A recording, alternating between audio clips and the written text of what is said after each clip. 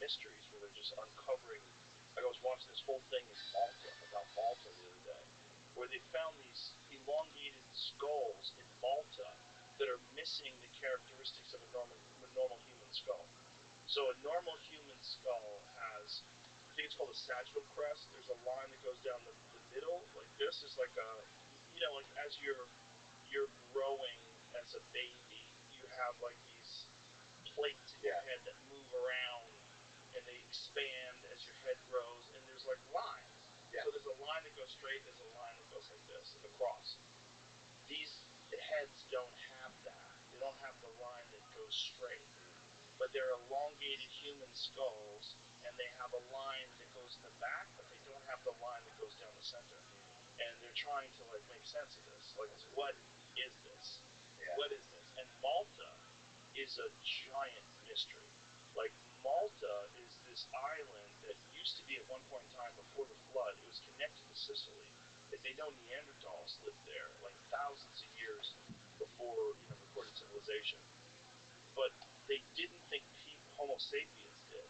But they found these elongated skulls that are different than any human skull. Then they found these incredible stone constructions, these stone buildings, immense stones that have crazy erosion on them that they think is more than 6,000 years of erosion. So they're trying to figure out, like, what happened? Like, what is this? How old is this? Is this from before the flood? Is this one before the Ice Age? Like, what the fuck is this? Yeah. And why are these elongated skulls there?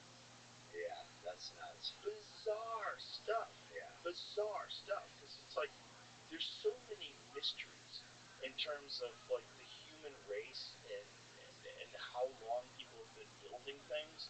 And every now and then they'll uncover something that pushes everything back. Like, they used to think the first people in North America, like 13,000 years ago, was Clovis first. Then they found these footprints in New Mexico that are 22,000 years old. So, like, well, okay. Scratch that. Well, that's not number one. That's not like the first person to come here. But probably people even before that. Yeah. But there's very little information. And then there's this, like, crazy stone wall that they found in Montana. And it was on private property. And no one even knew it was there. And these people, they just were clearing some land, and they found this fucking wall. This thing, I think it's called the Sage Wall in Montana. But these immense stones that looks like they were placed there, who knows how long, and there's people arguing, oh, this is like natural. This is it. Whoa. What the fuck is that, dude? So that was all covered with trees. By the way, it goes deep into the ground, too. It goes like 10 feet deep into the ground. So they're like, okay, is this a natural formation? Yeah. It doesn't look natural. It looks like human beings placed those stones. Yeah, it looks like it was placed there. Yeah. It's really weird, man. It looks like there's like weird stuff about it, like that. Like someone made that. That has a circle that's carved into it, and then there's like the piece, that sort of structure that looks like it's the outline of it. So there's a lot of arguments. Like that one photograph right there, that photograph's fucking crazy. Yeah, is that fake? That one's fake? Are you sure? Well, let's see which one is fake and which one isn't. Because some of them, that one on the upper left hand is definitely real. And these, like I said, these go down deep. They've done like, they've used like machinery or sensors to find out how deep it goes. It goes like 10 feet down deep into the ground. Like, oh, that one with the rock on top of it. Yeah. Flat rock up there. Like, what is that? Right. Yeah. There's a lot of weird stuff when it comes to. So, if this is man-made, how fucking old is that? Yeah. Like, how old is that? There's nothing else there, just that wall? Yeah. Like, or maybe is there other? Because they didn't even know this existed. I think it was till the 90s. 96. So, what other stuff is out there that people haven't uncovered that is covered with gravity? It's another thing they're finding out about the rainforest. They used to think the Amazon rainforest was like these little patching tribes of people. Well, there's a guy that visited in the 1500s. He said that there was like these crazy temples and these huge structures and cities of millions of people. And then new explorers went 100 years later and they found none of these things. Because that fucking first guy probably gave everybody diseases and killed the entire continent. Which is nuts. probably killed everybody that lived in the Amazon. Like the Amazon at one, I was watching another documentary on this the other night. They use lidar. So this lidar, they fly over it and they use these sensors to detect these structures that are deep in the rainforest that are covered with trees, and they're finding all of these corridors and squares and things that seem to indicate irrigation and structures. Like, this is nuts. Wow. So there was like millions of people living in the Amazon, and some dirty Europeans came over in the 1500s, gave them their cooties, and they all died out. Yeah. Just like what happened with most of the Native Americans. Like most people think, like most people don't know, but the Native Americans, like 90% of the Native Americans, were killed by disease. That 90% of the population died off by disease, which is crazy. Yeah. Millions of people living this nomadic life in North America while the Renaissance is going on over in Europe. Right. And these people are using flint arrowheads and nuts. They didn't even have horses. They didn't even have horses until the Europeans came over and brought them. The whole thing's crazy. Yeah, it is. See, that's what I'm watching a lot of. That's your go-to. Yeah, I'm just absolutely fascinated by ancient civilizations, and then these mysteries, like the pyramids and these structures they found under the pyramid. Have you seen that? Yeah. That's great. Like, what is that? I've heard talk about it basically. I don't know if it's right. I don't know if it's wrong. I mean, I know some people think it's nonsense, but the researchers seem to think that they've done multiple scans and gotten the same results over and over again. And they're like, whatever these things are, there's pillars and there's spirals around the pillars, and it goes deep into the ground, and the whole structure is 2 kilometers deep. Yeah, I think I heard you talk about it, and I heard that I thought it was fake. Some people think that it can't be real because there's a water table underneath the Great Pyramid. But the question is it real and there's a water table? Is this shit in the water? Yeah. Like, is it so... Were these people so advanced they built these insane structures 2 kilometers deep through the water? Because look, it's nuts that they can make the pyramid. Yeah, I know. The that pyramid still doesn't make sense. Itself is nuts. All the structures, the Temple of Luxor, all that stuff is crazy.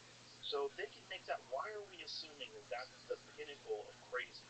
Like, there might be crazier below the surface. Yeah. That is like... Found you. Right, imagine if everybody thought that the most advanced buildings that were ever created were like buildings they built in Chicago in the 1800s. You're like, wow, look at this. This is what craftsmanship. Boy, people have reached an incredible level of ability. And then someone stumbles upon the pyramid, and they go, okay, wait. Yeah, what the fuck is this?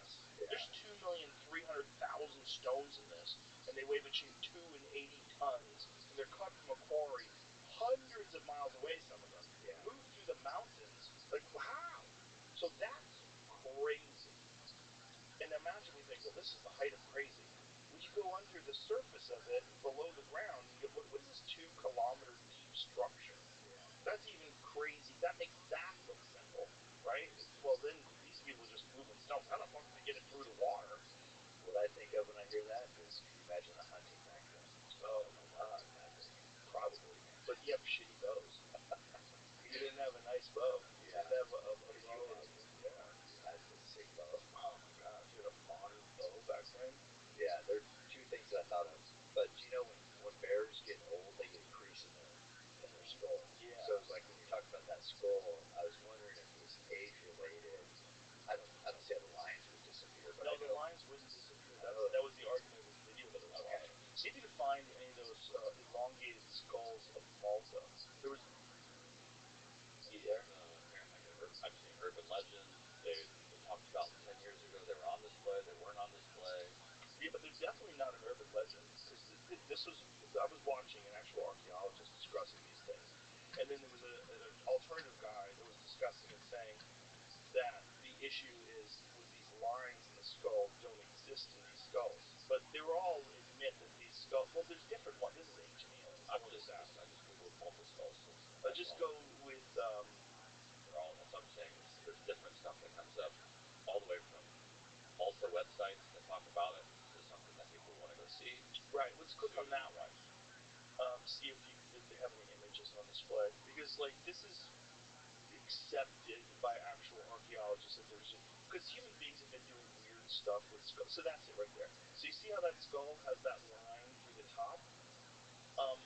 Most skulls have a line straight down the middle too. That's how human skulls are. So this is weird. These are weird. Now, also, here's the thing. Could totally be a human that has genetic anomalies. Like there's these people in Africa that have, they call them ostrich feet people. Yeah. There's this weird genetic anomaly that this whole village has where their feet, instead of having five, like a big toe and four little toes, they have like branched off like an ostrich. Like it looks really strange. And that's real? Yeah. It's totally real. And it's real today. But it's a genetic anomaly and it's been passed on through, these people in this one tribe, in this one area. So it's like someone had it, so it could be that, right? It could be that skull looks weird because these people were just born weird. Right, yeah. Some people are born with giant noses. Yeah. Some people have huge heads. Yeah. Some people are like 7 feet tall for no reason. Big dicks. Yeah, giant hogs. It's like we vary. Afflicted with that. Humans vary quite a bit. So it could be that that's why that skull looks that way, but it is absolutely fascinating. And one of the things that they keep finding is new versions of human beings, which is really weird. Like they found the Denisovans. I think they found those in like 2010. And then there was, what is the recent ones, Jamie, that we were talking about that have the big heads? They're these big-headed, like, not Homo sapien, but like cousins of Homo sapiens that they just found these like really recently, within the last few years. Like, okay, we thought these were Denisovans, this is a totally different branch. And so there's multiple branches of human beings that coexisted along with Homo sapiens and Neanderthals for a long ass time. Yeah. Scientists may have discovered a new form of ancient humans known as large head people. So this is in December of 2024. The Julu-red,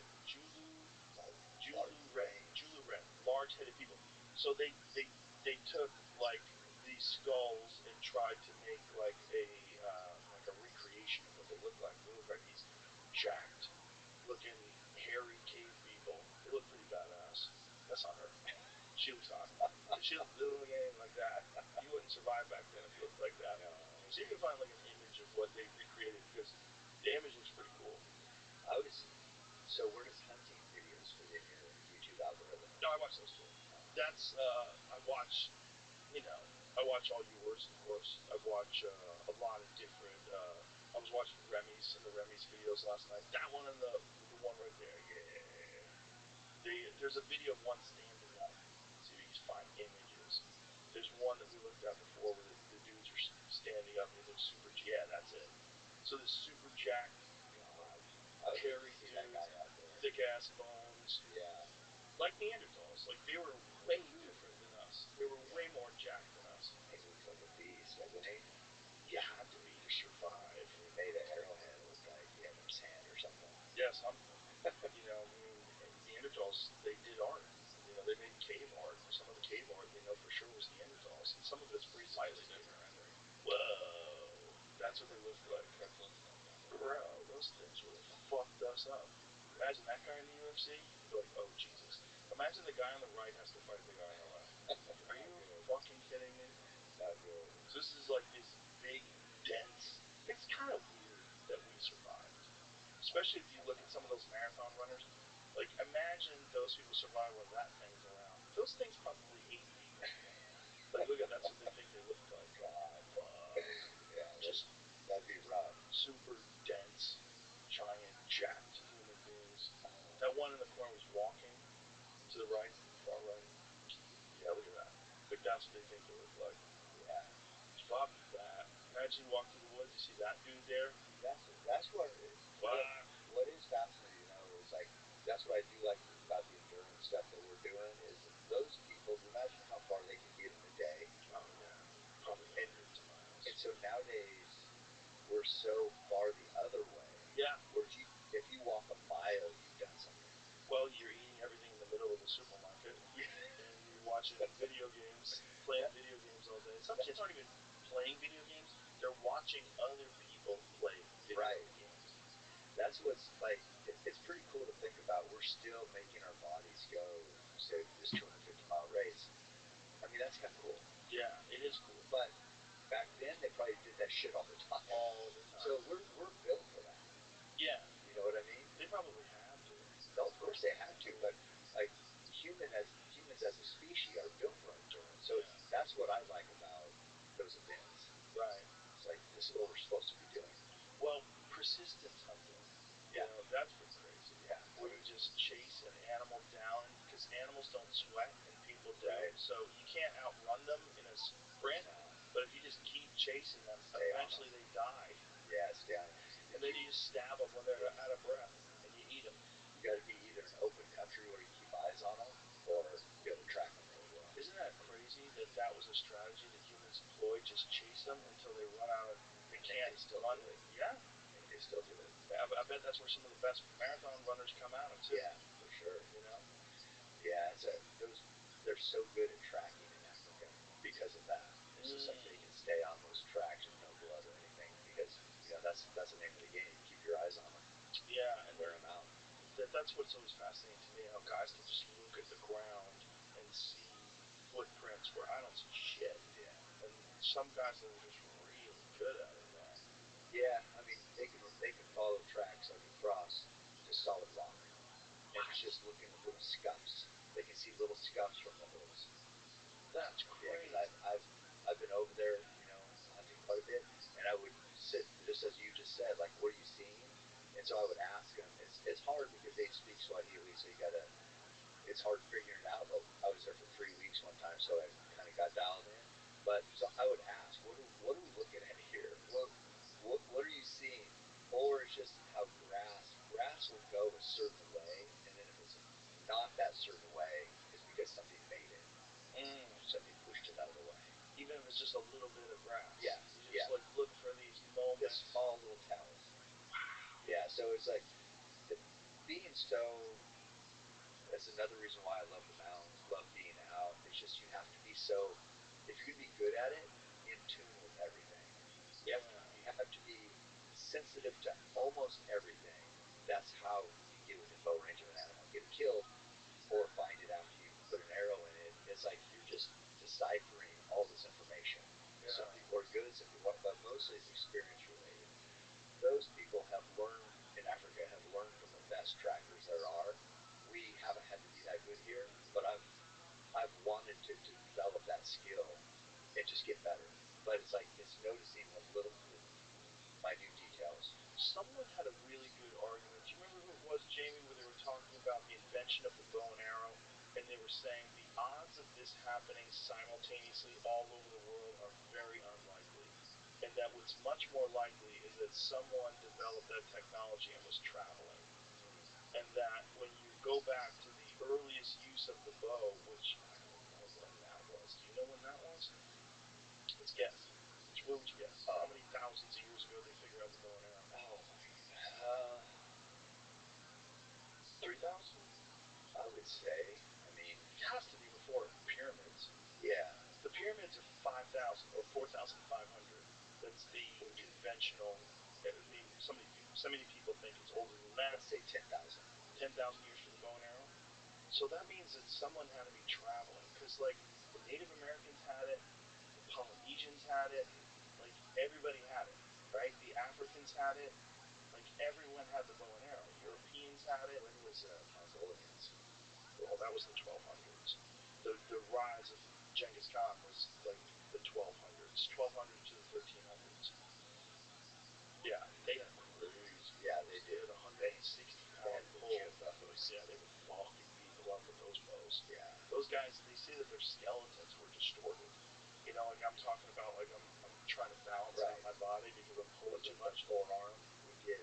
Yeah, everything was jacked. Their shoulders, their back, everything was like torqued and twisted. So let's guess. What did we say? I said 10,000 years? You said? I'm going to say 5. Okay. What I just stumbled across is the earliest people known to have used bows and arrows were the ancient Egyptians who adopted archery in approximately 2800 BC. Okay, so roughly 4,800 plus years ago, roughly guessing. So how does it get to North America? How do those people get it? So if the Native Americans, if we have evidence of human beings living in New Mexico 22,000 years ago, when did they pick up the bow? Who got it to them? Because by the time Columbus came in the 1400s, they already had it. So where'd they get it? Who taught them that? Yeah. Where'd they get it? Did they figure it out independently to put feathers as fletchings and to put a... Yeah, look at that cool picture from Egypt. Wow. Welcome, Abby. That's crazy. Right, so were the Egyptians traveling all the way to North America? Like who? I don't know. Who figured it out first? There is some sick stuff. But do you remember who it was, Dan? Change the question as I went down the other It avenue. was a fascinating conversation because I never considered it until they brought it up. They said, I don't think the bow and arrow just... he goes, I think that's technology that was shared, which is a great argument for world travelers. Yeah, way before I was thinking about, was there land bridges that we don't know about? I don't know. Well, there definitely was.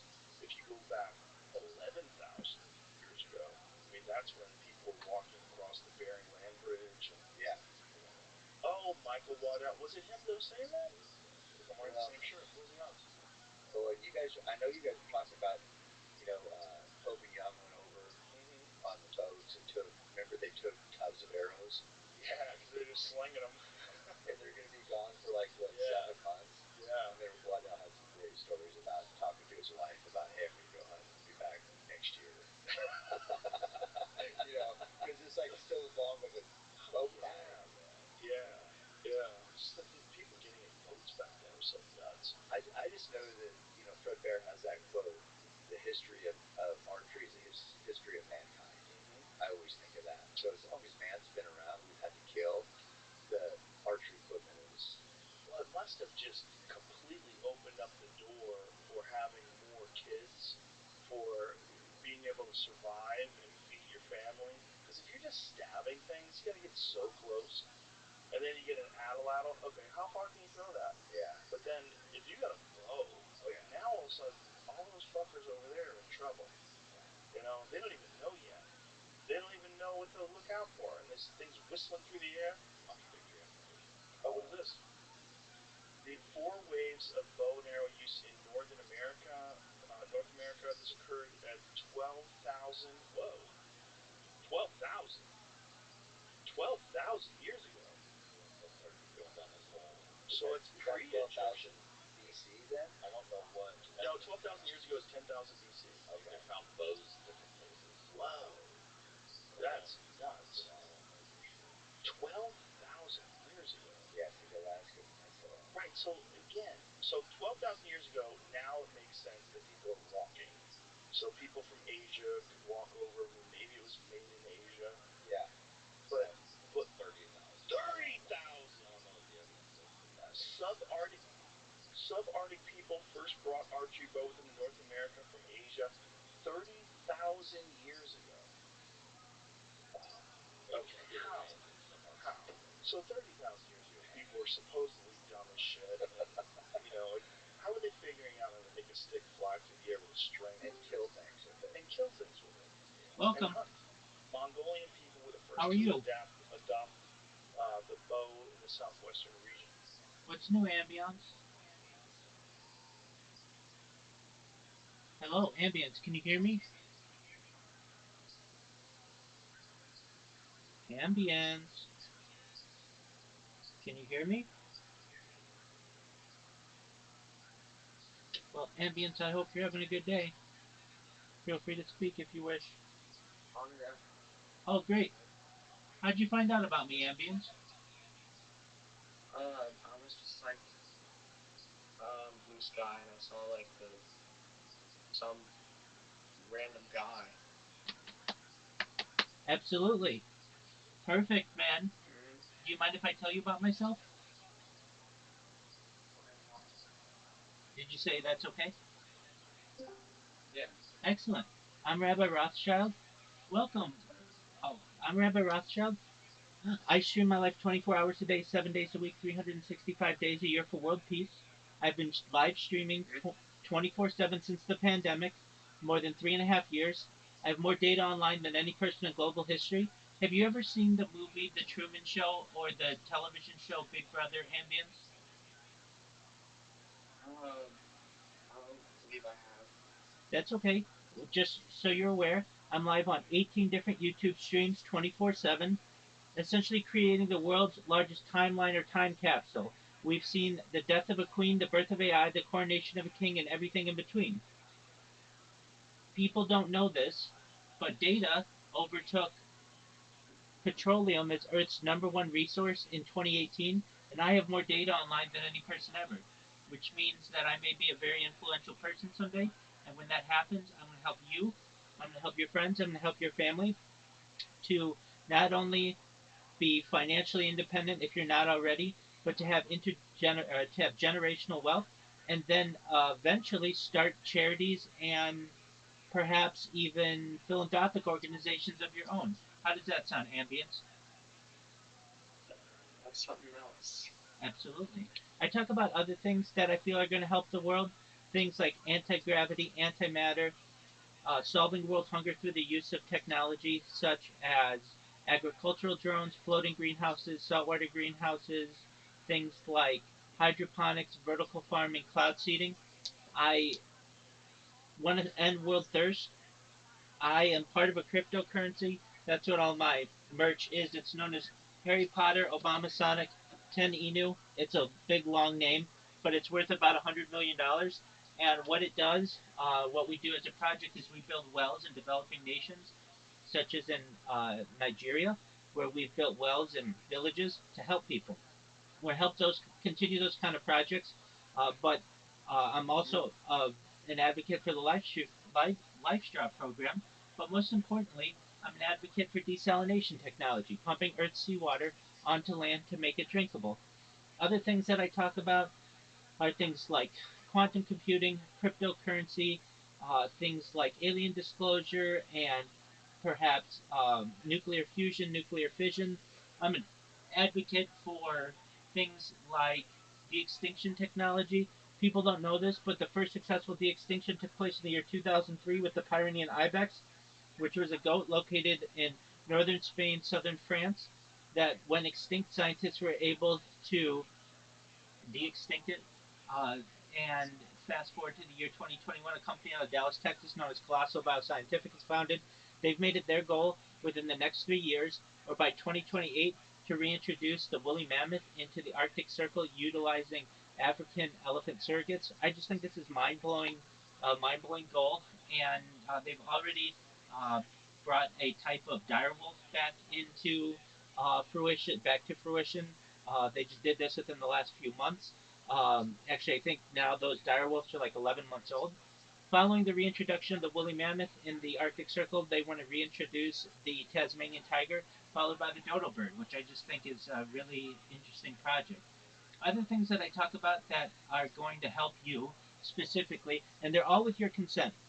If you don't want any of this, you don't have to have it. If you don't want money, that's fine. If you don't want what I'm about to talk about next, you don't need it. That's fine. But the next thing is life extension technology. When you were born, Ambience, the average life expectancy was probably about age 80, age 100, 120, I feel, is going to be achievable for you with types of technology such as oxygen therapy, human growth hormone, stem cells, things like perhaps nootropics, things like cryonics, cryogenics, cold shock therapies, uh, things like ambrosia therapy. But eventually you may get to be 120 years old and you may say, Rabbi, everything that you said came true. It's been wonderful. I don't want my life to end. What's the next plan? And again, this is with your consent.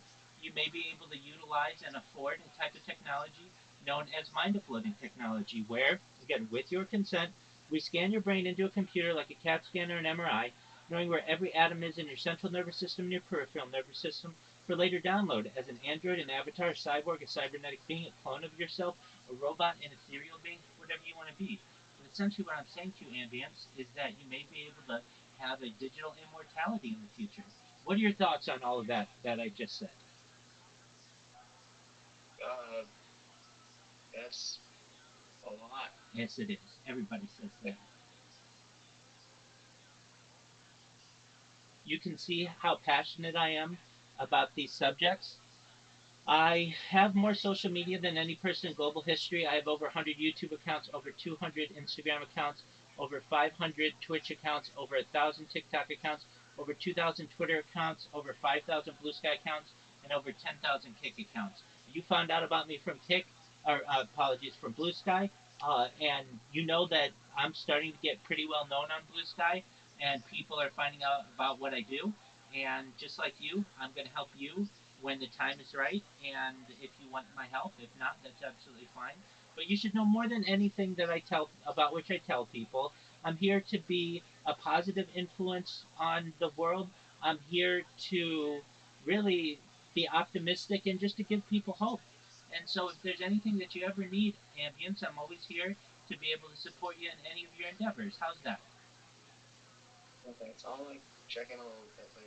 Absolutely. Hey, thank you so much for coming in. Please spread the word. That's all I ask, okay? You're welcome. Bye. Take care.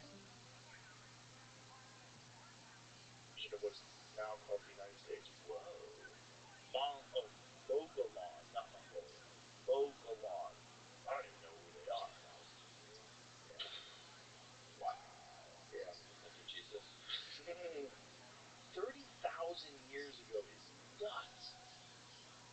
Yeah. But it's like, how does that get all around the world? That's really interesting because it's not like there's a bunch of different versions of it. Yeah, because he said the physical characteristics of this bow are striking in several respects. So it's like, Yeah.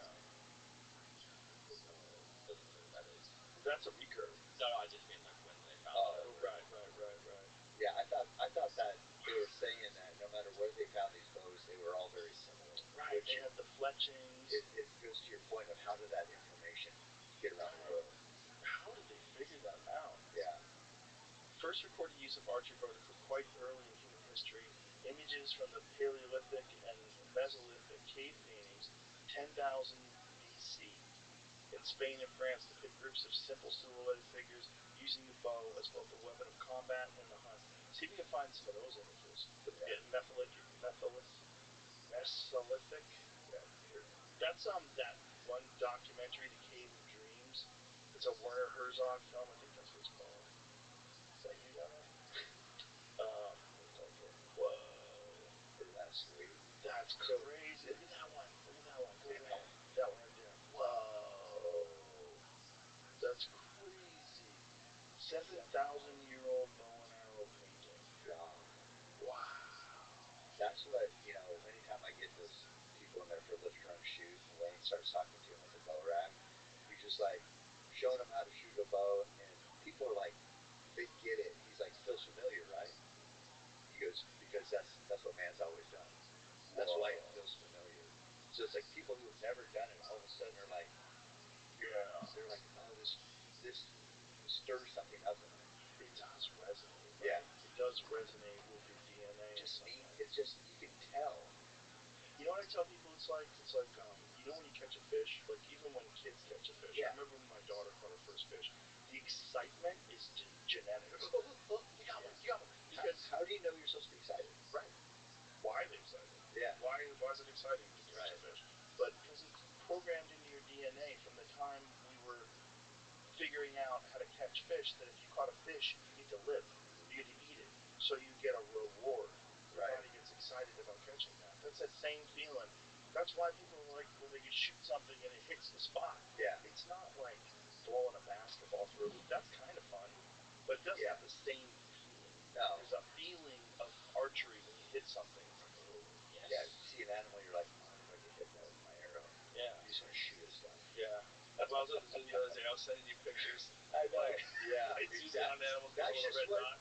Yeah. I mean, I'm driving and I see horses, cows, whatever, and I'm like, I see cows, legs forward. I'm like, oh god, I could get an arrow right now, right in the lungs there. Perfect. It's just that's just what you kind of program your brain to see. Right, but it's also like the same drive that leads you to run all these miles to be at your best, and that also makes you concentrate on being accurate at archery all the time, thinking about archery all the time. If you don't, you won't be as good as you can be. If you want to be as good as you possibly can be, you have to kind of think about that. All encompassing. Yeah, it has all to encompassing. take over your fucking brain. Yeah. Imagine if you can get those people from back then. They're like, let me show you some shit. I would love This it. is called a hog father. I've wanted to go over, like, there's these people that have, God, what tribe is that have an Instagram page? I think haven't they wear the red stuff? I think in Africa. I think I've sent you that. Yes, I want to go and hunt with them so fucking Maasai? bad. Yes, Yeah, Maasai. yeah. I want to go over there so bad and just hang out.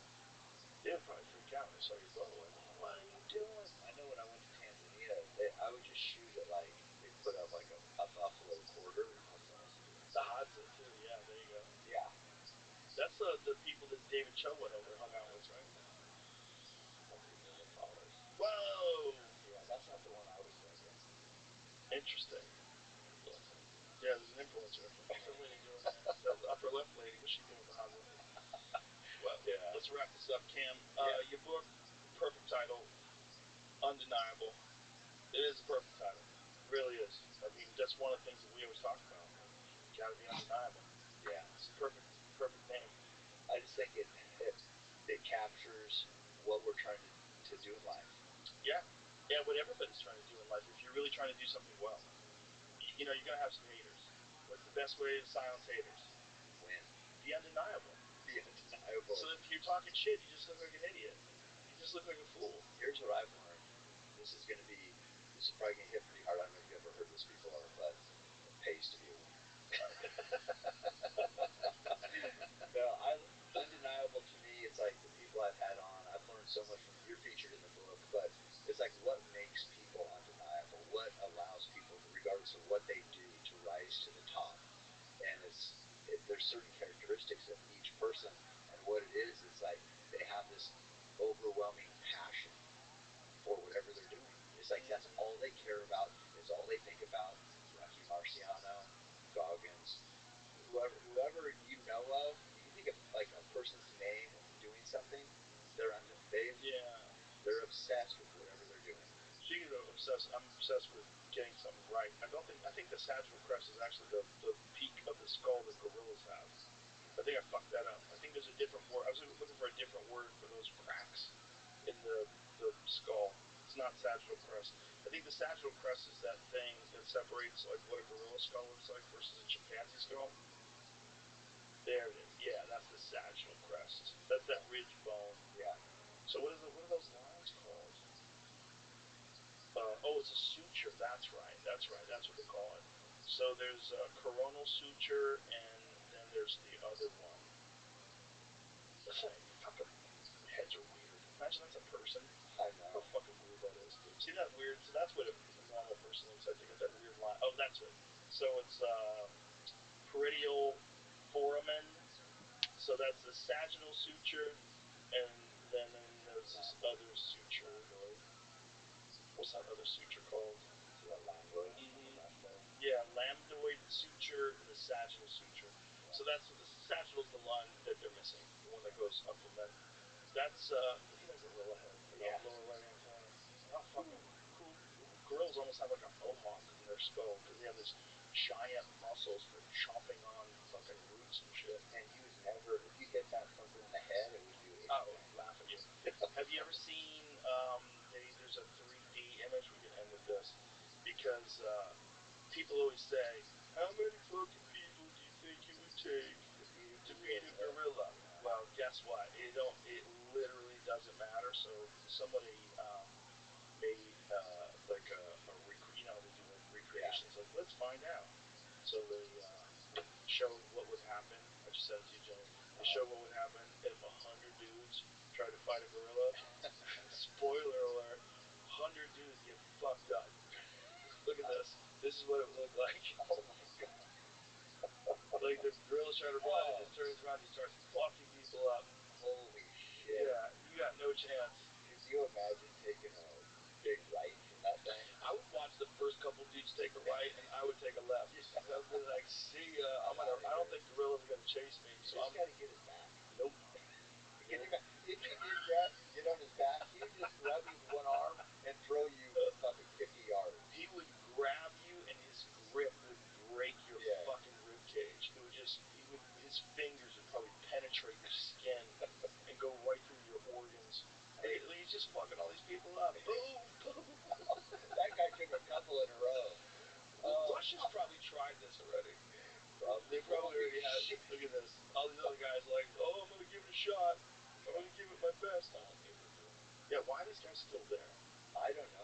because they're being forced. Look, he's running, trying to little bitch ass hammer fist hit that gorilla. It's not, if you get your kind of bell rung a little bit, you're kind of dazed, and then you're just standing there. Look how far when he flies too. When he hits a boom. But that would be a good one to end on. But here's what we really need to end on. Okay. Last time, Endure was like the #1 seller, and they put it #7 or something on New York Times. So we need. Why was it? We need #1. We deserve #1.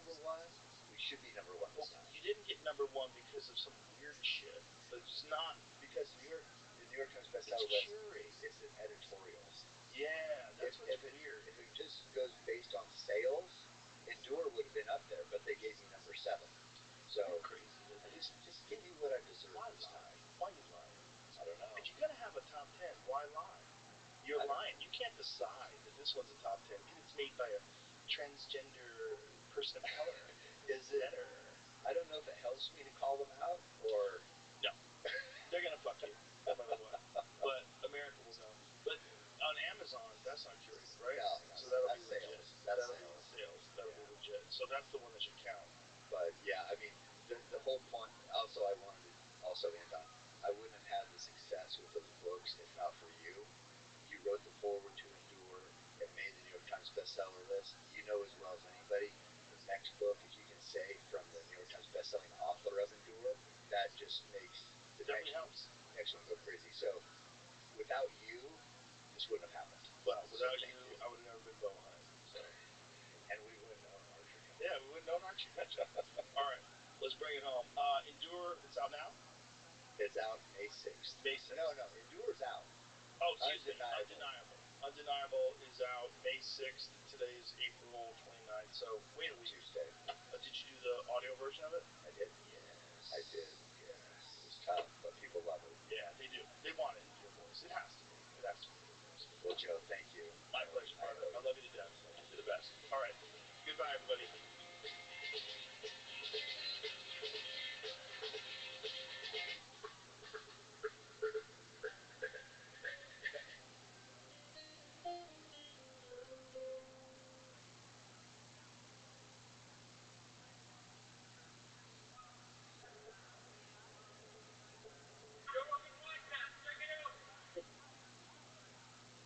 Joe Rogan Experience.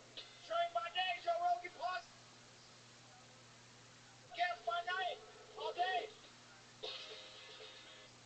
Let's go. Jose, my man. I cannot believe I'm here. I can't believe you're here either. I'm just so happy, Joe. I remember when, people began telling me, hey, Joe Rogan. And I was like, Joe Rogan, what? So I'm always lost, right? Yeah, Joe Rogan loves Bazaar. Yeah. Loves Bazaar in Las Vegas. It's my favorite restaurant in Vegas. Loves Bazaar meat in Las Vegas. And I'm like, really? Shit? You're happy every time you listen that anybody likes your restaurant. Well, your restaurant is set up so good.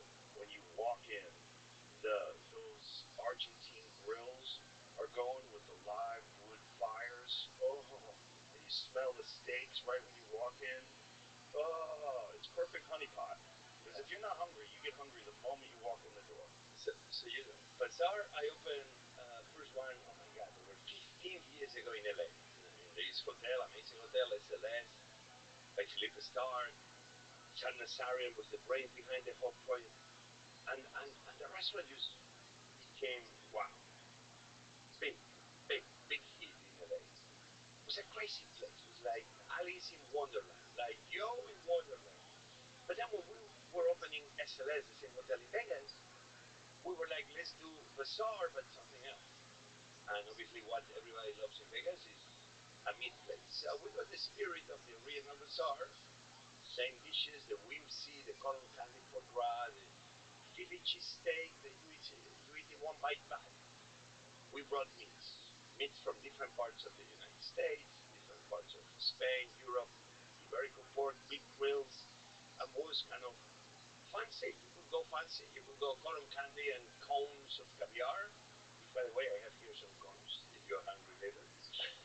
But then you can go and you eat the steak. That's it. Why is Vegas a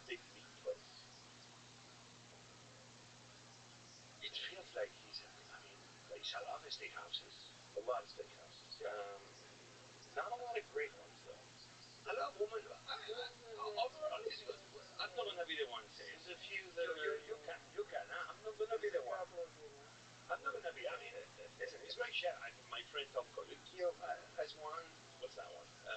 You don't even know. He's so many casinos. I don't know. But Tom Colicchio, the chef. Wow, you know everything. Yeah. When we visited him. Oh, that one's great. Yeah. That one's Tom, great. and Tom is a great guy. What is it called? Crab steak? Crab. Yeah. The crab one. That And one's I think excellent. Wolfgang Puck has another one. Anyway, there's many other ones with names, with chefs behind, with no chefs. Yeah. Big name chefs. I No like name. Cleaver is great. Yeah, I love it. That's I very sure go. good.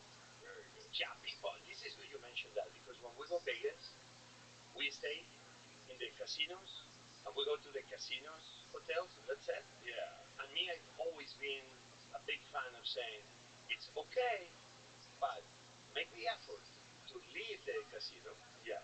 leave the strip, and also visit some of the other restaurants. Yeah. You Because gotta travel a little bit. because they deserve that we visit them too. Vegas is the casinos, but Vegas, like every other city in America, every other city in the world, is so much more. Right. We all go to the Wizard of Oz. Yeah, here we go. That's it. Nothing else. No, go beyond the obvious. Yeah. And you're gonna discover great things. But Bazaar, I'm moving Bazaar. Where? To the Venetian. Oh. Well, that other casino's gonna starve then. They're gonna fall apart. No, There's you a know, reason why. no, it's a good casino. It's a good casino. And they do good job.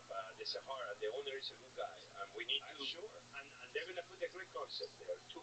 What are they gonna replace the I don't know yet. They didn't announce. If I can, I will help them. I've been helping them. But I'm moving to the Venetian? Bazaar meet to the Venetian. And when is that gonna happen? At the end of this year. Okay. Soon. You'll be there. I'll be prepared. You'll be invited. I'm gonna come. For You'll be sure. invited. That's my favorite place to go in Vegas. You know, I'm very happy because it's almost. You know, I don't know if it's the same as when a player moves to a new NBA team. Sometimes works, sometimes doesn't work. No, Bazaar meets it. But you know, it's that feeling, right? It's like I'm going to this new casino. It's great, closer to my other restaurants, the Cosmopolitan. I can go walking from one to each other, and better, better for me. Yeah. And then I had the other bazaar, which is Bazaar. Man, I'm sorry, I sound like a commercial, but No, you know, restaurants are like my babies. I've eaten at your place in Chicago as well. Yeah, the Bazaar meat in Chicago and Bazaar Mar is great. Excellent. So Bazaar, it's kind of again restaurants for me. You know, they've never been business. God knows I'm not the best businessman. I'm surrounded by good businessmen. I am a creative so guy. good, though. I think that's why they're so good. I think if you were just concentrating on making money, it wouldn't. Well, I be should. what it is. It's You not. should keep doing what you're doing. It's not a bad thing, but I am a well, you are a storyteller, right? You are a storyteller. Yes. You are a troubadour, a medieval troubadour that will tell the stories of what was happening around the castles and courts in medieval times. You're a storyteller, right? I, I am not very good at anything. My English, I miss a lot of words that I wish I knew, so Yeah, but it sounds cool. I could express myself better. No. But I'm a It's storyteller, and I tell stories delicious. That's what. Yeah. Yeah. Well, you do a fantastic job of that, and the passion that you have for food comes through. It comes through in your restaurants. It really does. Like you can tell the difference between someone who just really loves food and someone who's just trying to make money. So it's good that you're not a good businessman, and that you surround yourself with good businessmen, because that's all you need. Good businessmen that you can trust, and then you concentrate on what you do best. That's the perfect marriage. You know that I'm 55. I'm about to become 56 in July 13th. I'm born in '69, and I realize not only as a chef, but as a person, as a man, as a father, as a husband, all the different labels we all have.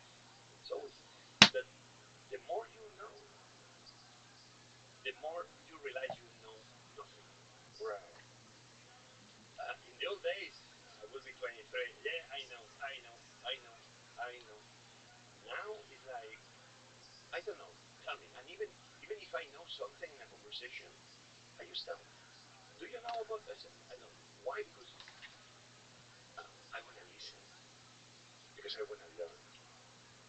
I realized that me leaving home very, fairly early and not going to university and not even beginning first year of high school, I was out. I didn't even graduate it in the first year. That one of the things I needed was receive education, but not in the traditional way. The traditional way was not for me. Just being there 8 hours a day listening to all the 100 kings we have in Spain growing up, It's like, why I need to know? And listen, and I respect kings, and I love the king of Spain. I think he's a great man, a great human being. It has nothing to do with that. It's only I didn't want to know what the other 200 kings we had in Spain in its history. It's not what I was interested. Yeah. I would be interested in knowing what they did. That was amazing, but not knowing about their names and their last names. I didn't care about that. So I needed to find ways for me to just to learn. So that's why for me, I realized the more I know, the more I know nothing. And I'm in this moment, I'm 55, that I'm just eager to learn. I want to know more. I want to learn more. I'm talking now, but I want to listen more. I only want to be just a better person by learning. Yeah. Well, that's beautiful. And when you're young, you think you know everything.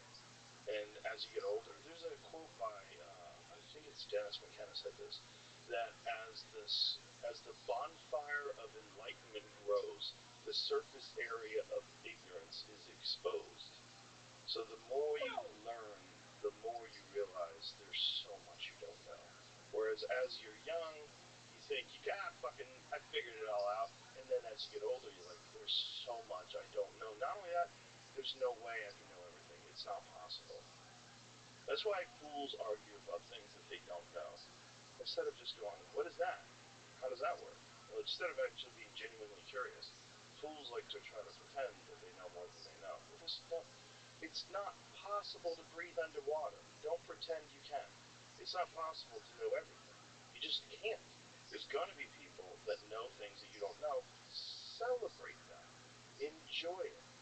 I think that's one of the best things that's ever happened to me through this podcast is I get to talk to so many different people that have lived so many different lives, that have so many different passions, and so many different interests, and so many different things that they've studied.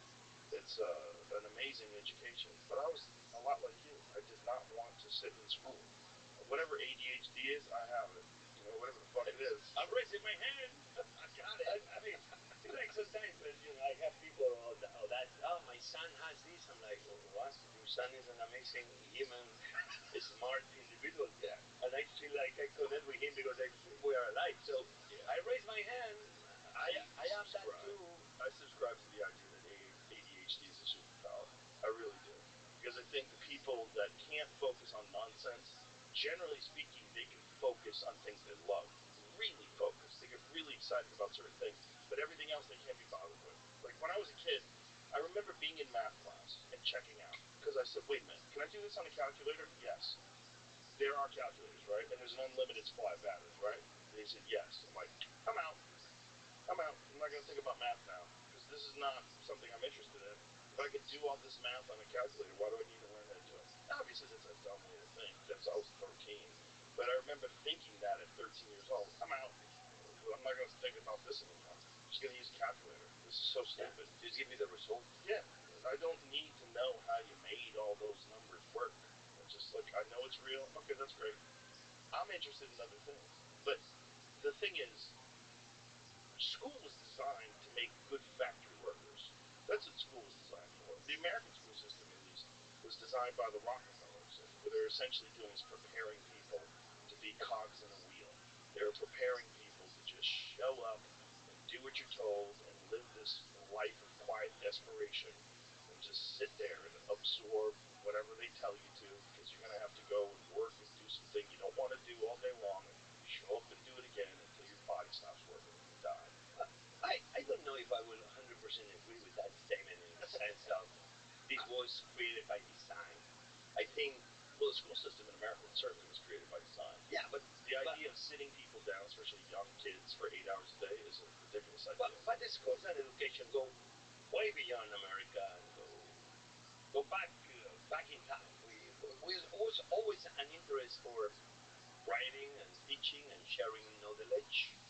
And obviously, the very few lucky ones, centuries and centuries ago, were the ones that were able to acquire that knowledge. Yes, but I think starting people off at 5 years old and sitting them in classes all day, that's relatively new in human history.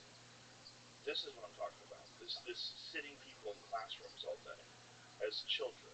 This is relatively new in human history. This was not something that people did hundreds and hundreds of years ago. When you think about all the great scholars of the past, yes, they certainly learned. Yeah, They didn't do it the way they're doing it today. I'm not an expert on that front, but I can tell you when my daughters began going to school, my wife decided to take them to a Montessori school. That's where everybody's in the same grade, right?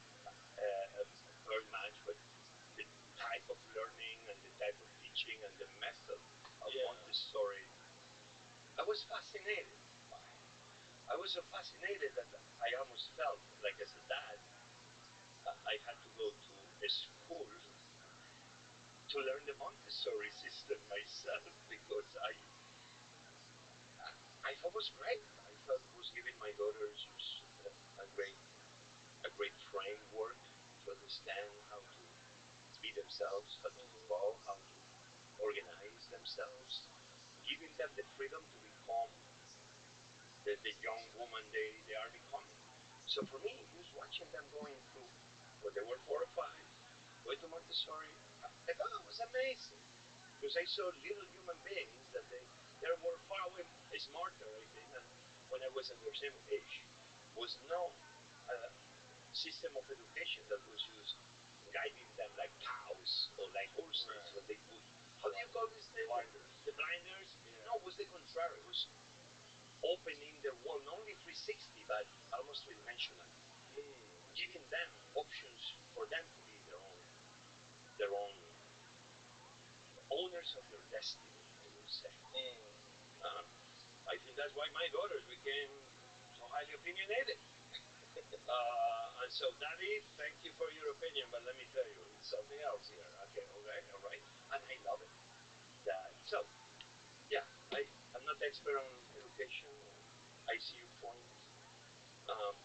But still, I'm not going to lie to you, Joe. I wish that in the same time, the same way I told you I didn't go to proper education, in many ways I wish I received a slightly more proper education. Like, I learned business hitting the wall every time. You know, Winston Churchill, they claim he said that success is going from failure to failure without losing enthusiasm. I had a lot of successes, but I had my share of failures too, like I'm sure everybody does. Yeah. But what makes the difference between looking down and never moving again, or picking up the pieces and let's do it again, is enthusiasm. That's a great quote.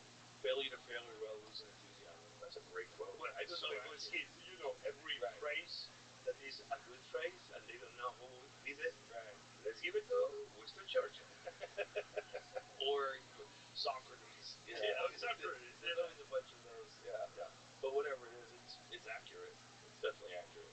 I just think that there's a lot of different roles in life, and the problem with traditional school is that they're preparing you for a job. And I think there's a lot of very creative people that would be served better if they had a more open-ended education and they were allowed to just pursue their interests and be excited about certain things and just get a rudimentary education in other things.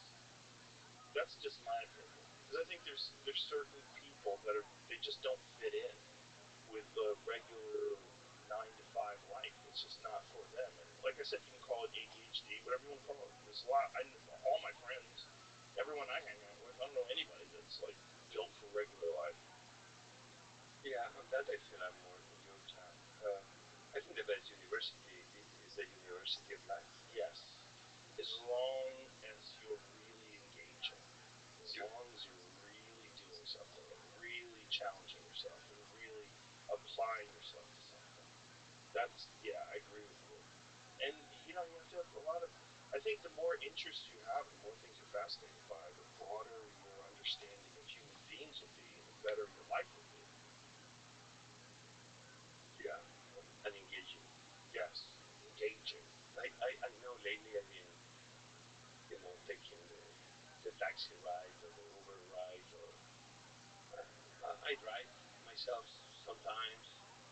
But I'm realizing, for example, the most fascinating moment is when I go back to the subway. Mm. It's just, And just talk to people.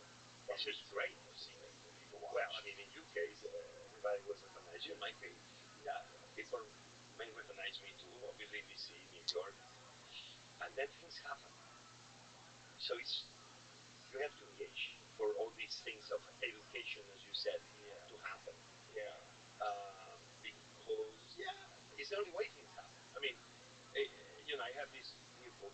This is another commercial, Change the Recipe, which I'm touring right now, and I say one of the quotes I give is very important to me, and it's a phrase probably you heard often many times before, that life starts at the edge of your comfort zone. You and I were talking about education. That means that the true education happens at the end of your comfort zone. Right. Because if you are not pushed Right. to the limits, what it is what it is, and that's it. You don't need to know anything else. You don't need to learn anything else. You're in a safe space. You're in your cube. Yeah. You're in your room. Yeah. Everybody's protecting you, and the system protects you, and you are okay. The only thing, the only moment will become interesting when you leave that room of comfort. You go to the edges of that horizon, and you cross that line of the horizon. That's the moment that life gets really interesting. Yes. Yeah, I agree.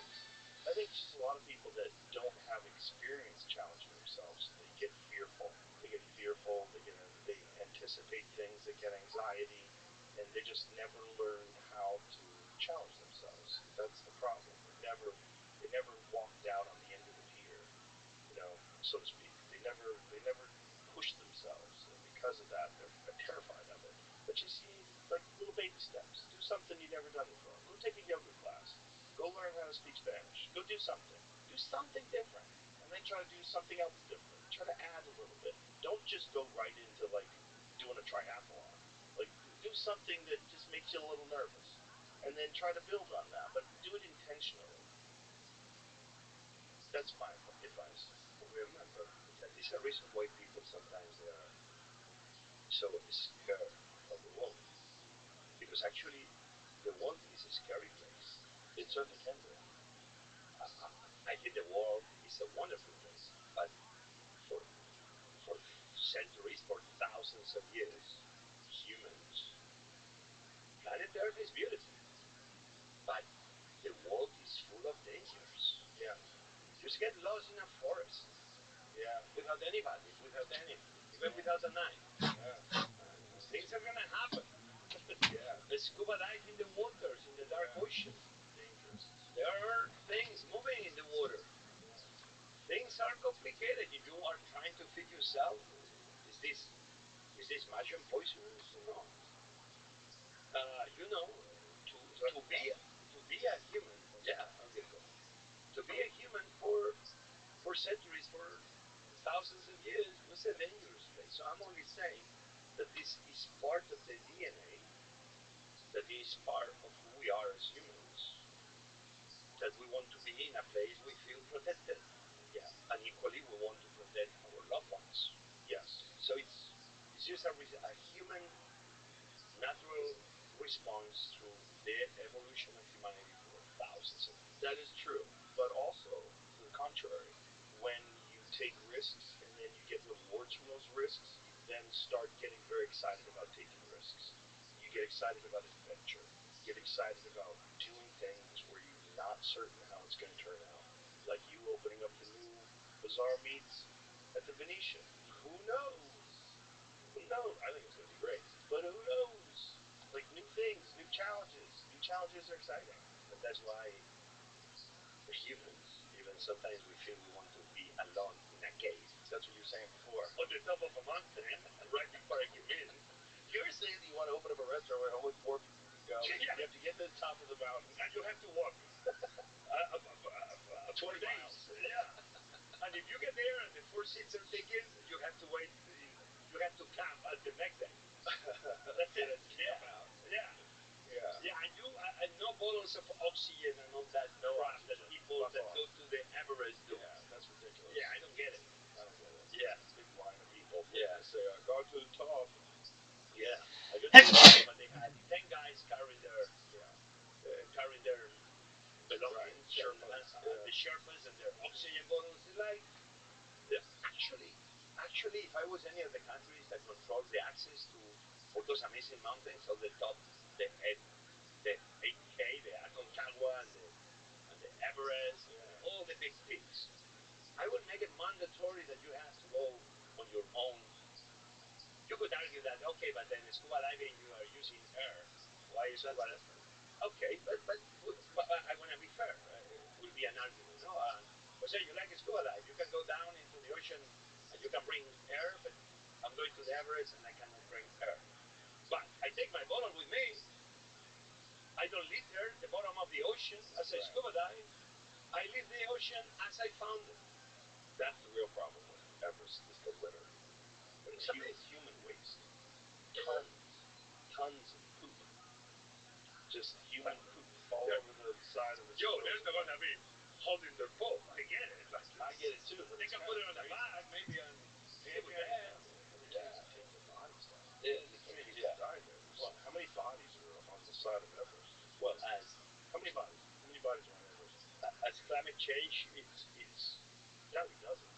taking down some of the ice and the snow and Listen, bro, there ain't no climate change up there. That's gonna be cold forward. no.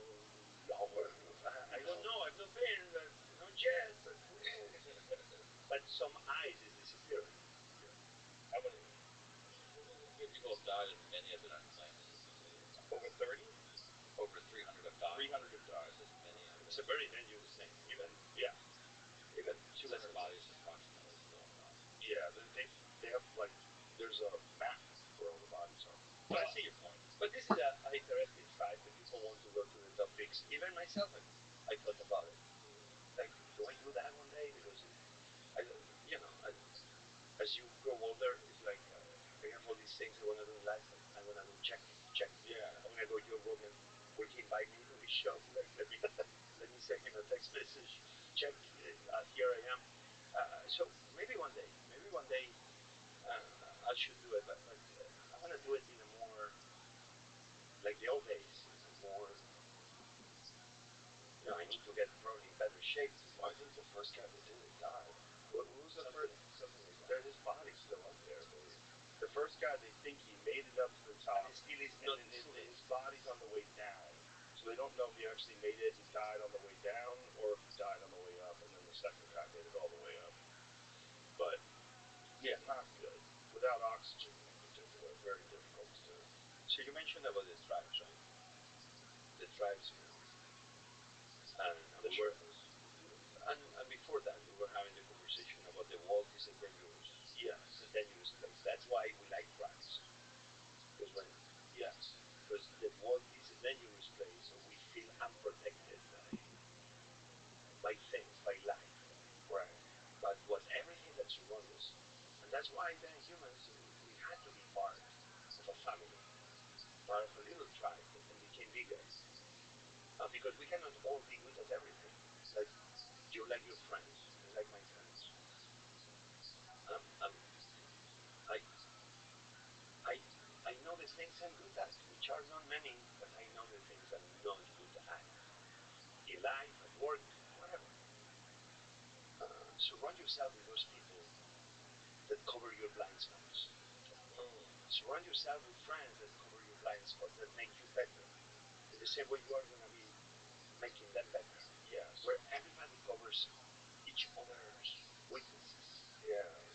Well, you have to do that in the kitchen, right? It's not the way. Yeah. And everybody has to work hard.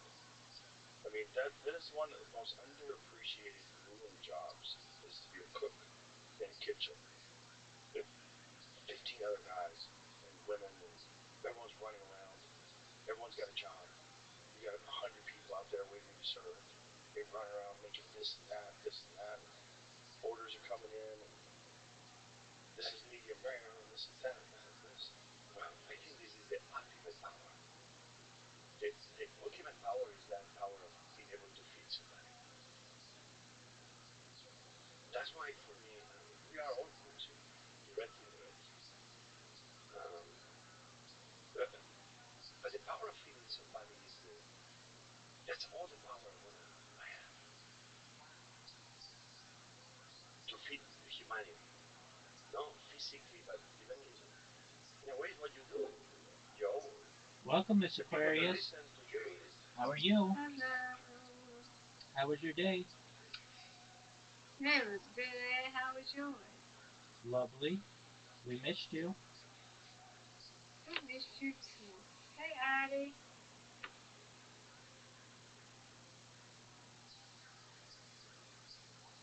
Okay. I'm ready. Okie Whenever y'all dokie. ready, so I got playing the game. We are ready. Audie, do Okay. you want an invitation?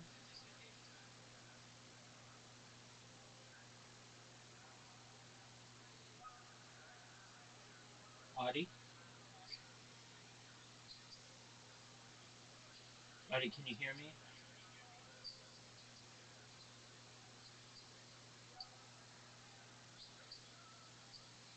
Audie, you were just here.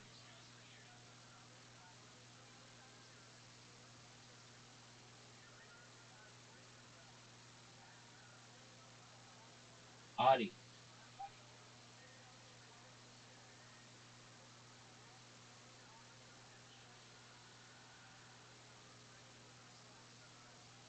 All right. Well, Miss Aquarius, then it's table for two, I guess. Audie, Okay.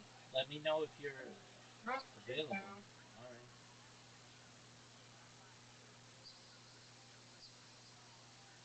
All right, there it go.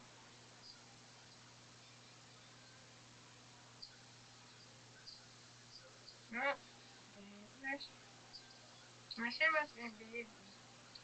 Could be. Mm-hmm.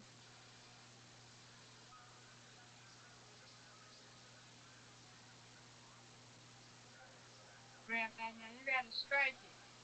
You got it. No doubt. Oh, okay. I'll take that. I'll take that.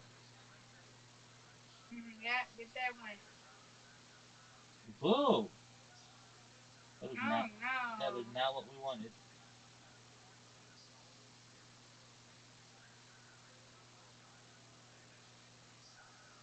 That looks good. Mm, mm.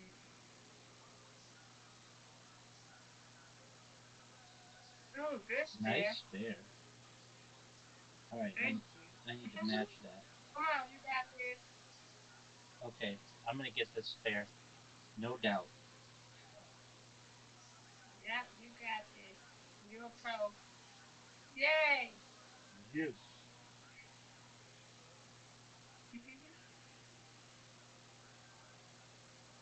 Oh no. Okay.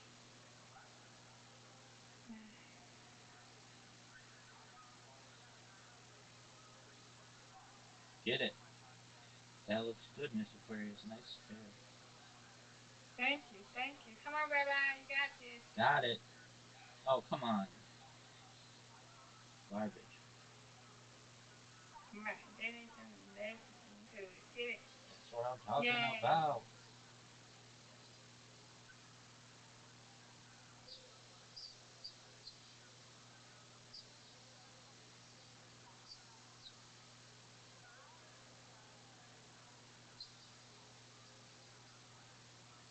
Get it.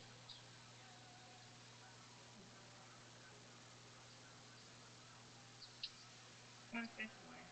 You got this, Rabbi. Yes, ma'am. Hmm. Perfect. Ooh. I've got this, though. No doubt.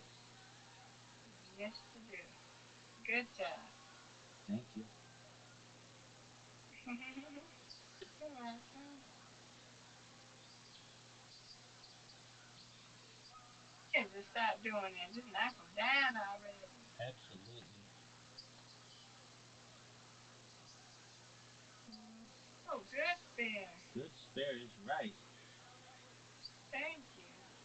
You're welcome.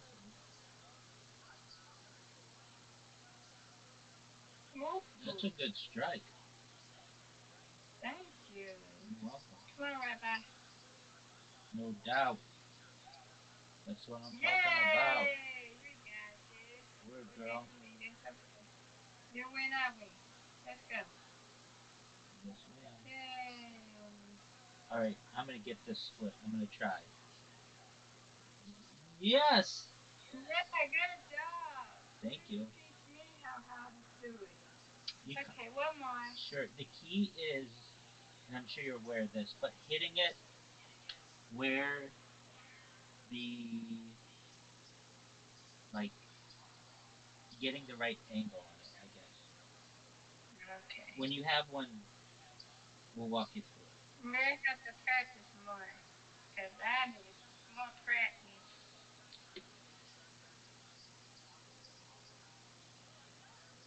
Not like Zoo, but I need more practice though.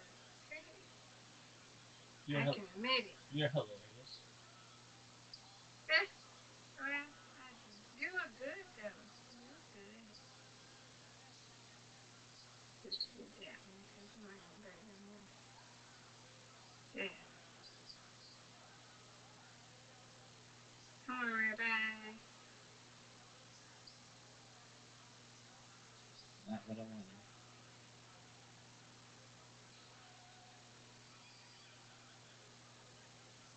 Whoa, that was garbage.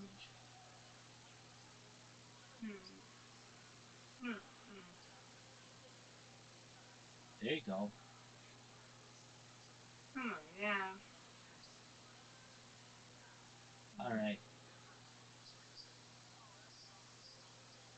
perfect. Thank you. You're welcome. Come on, Rabbi. Boo.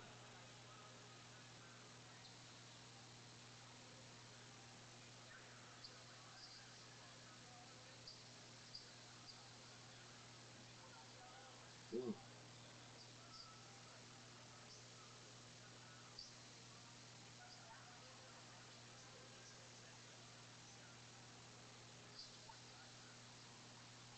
Very good. Thank you. It's okay. You got this, Rabbi. Yes, ma'am.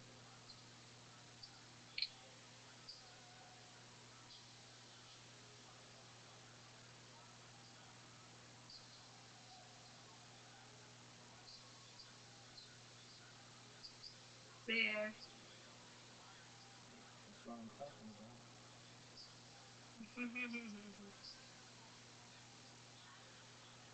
Yeah, that was a curveball, whatever it was.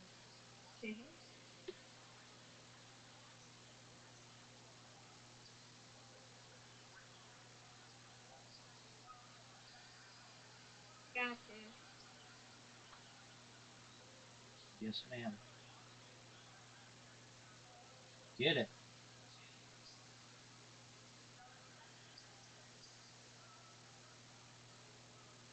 Got it. Good job. Thank you. You're welcome.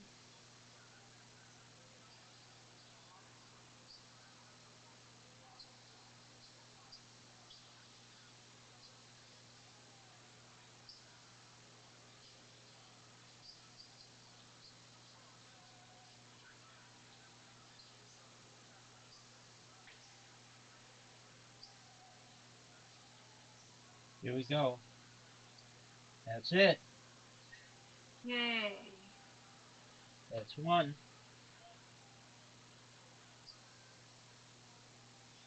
Not it. Okay. So like this one is a split. So I kind of want to hit on the left side of the front pin so that it goes to the right. Oh no, I didn't do it. But that's what I would want to do. All right, Miss Okay, well, Aquarius. good job.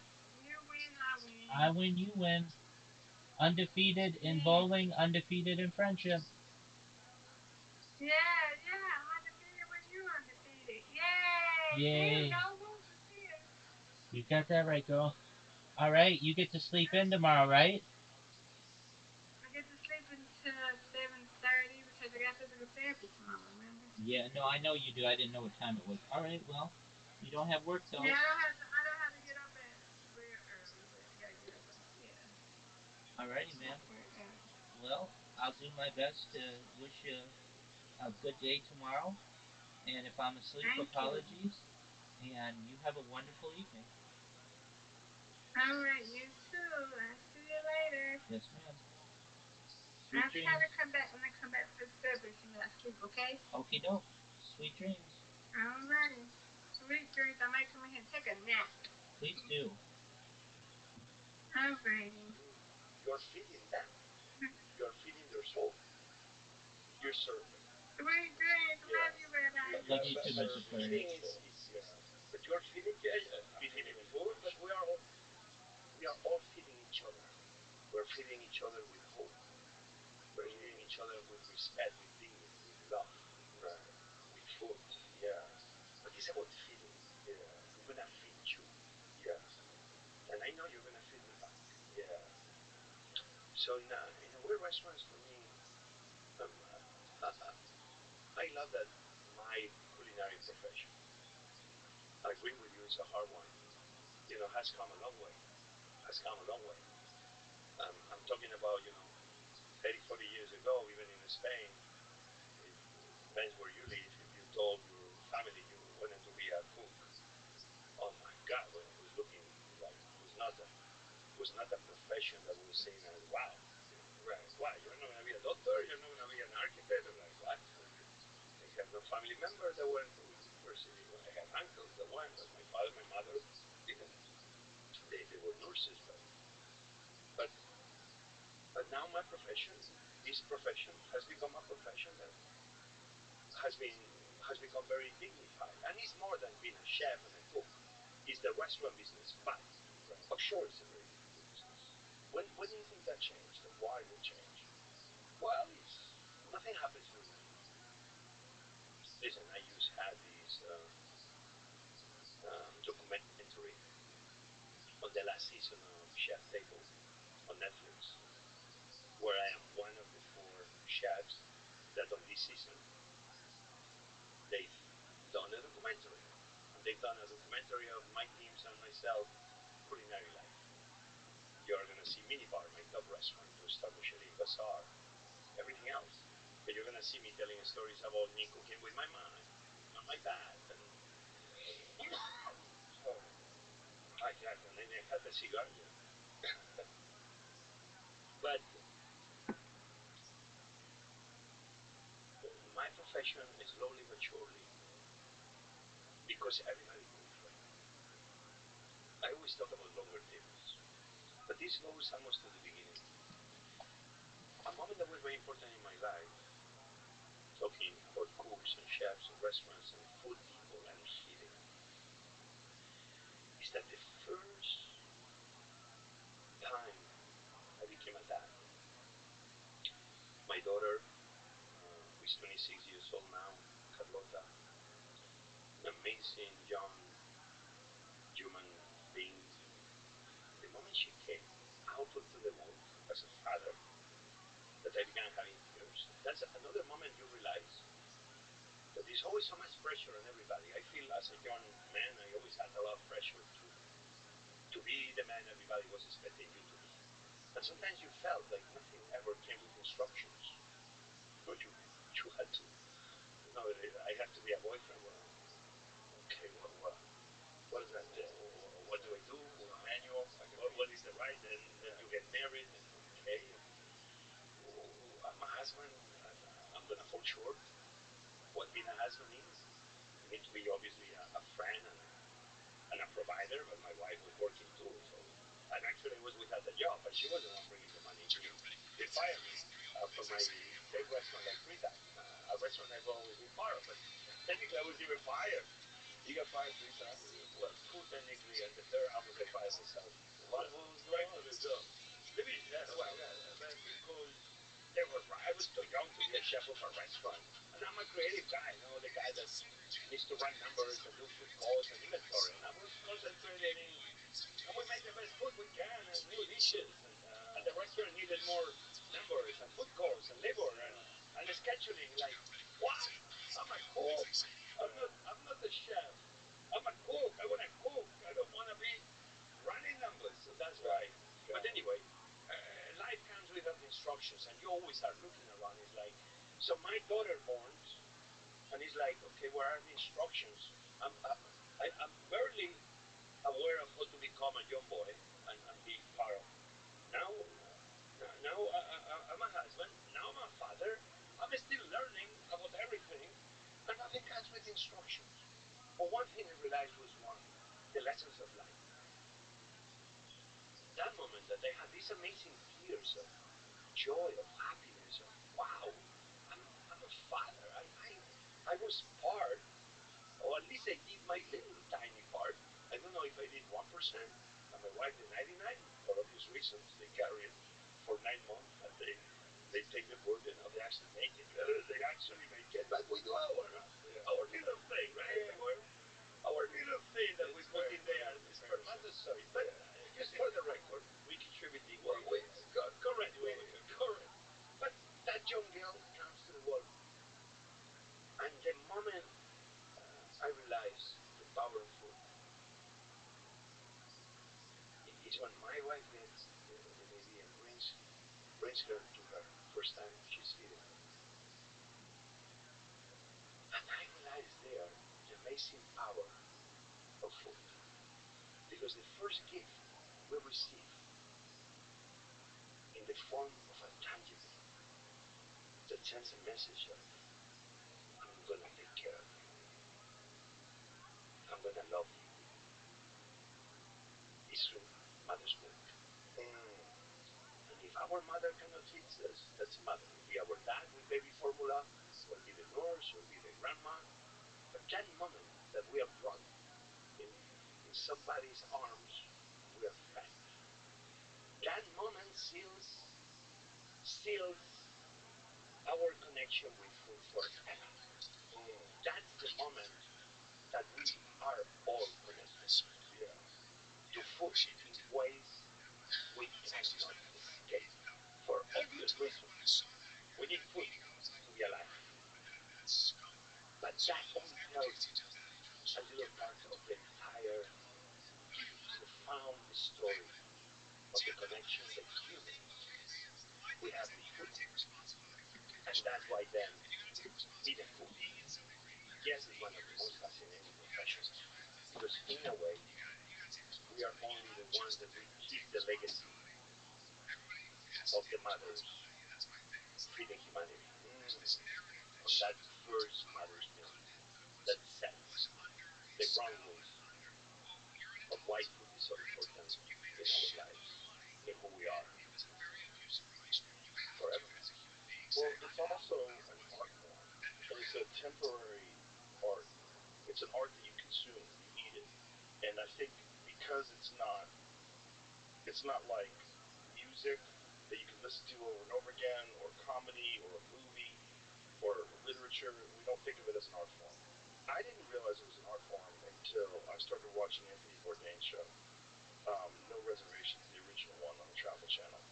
And then from being like really a big fan of that show, I realized like, oh, this is art.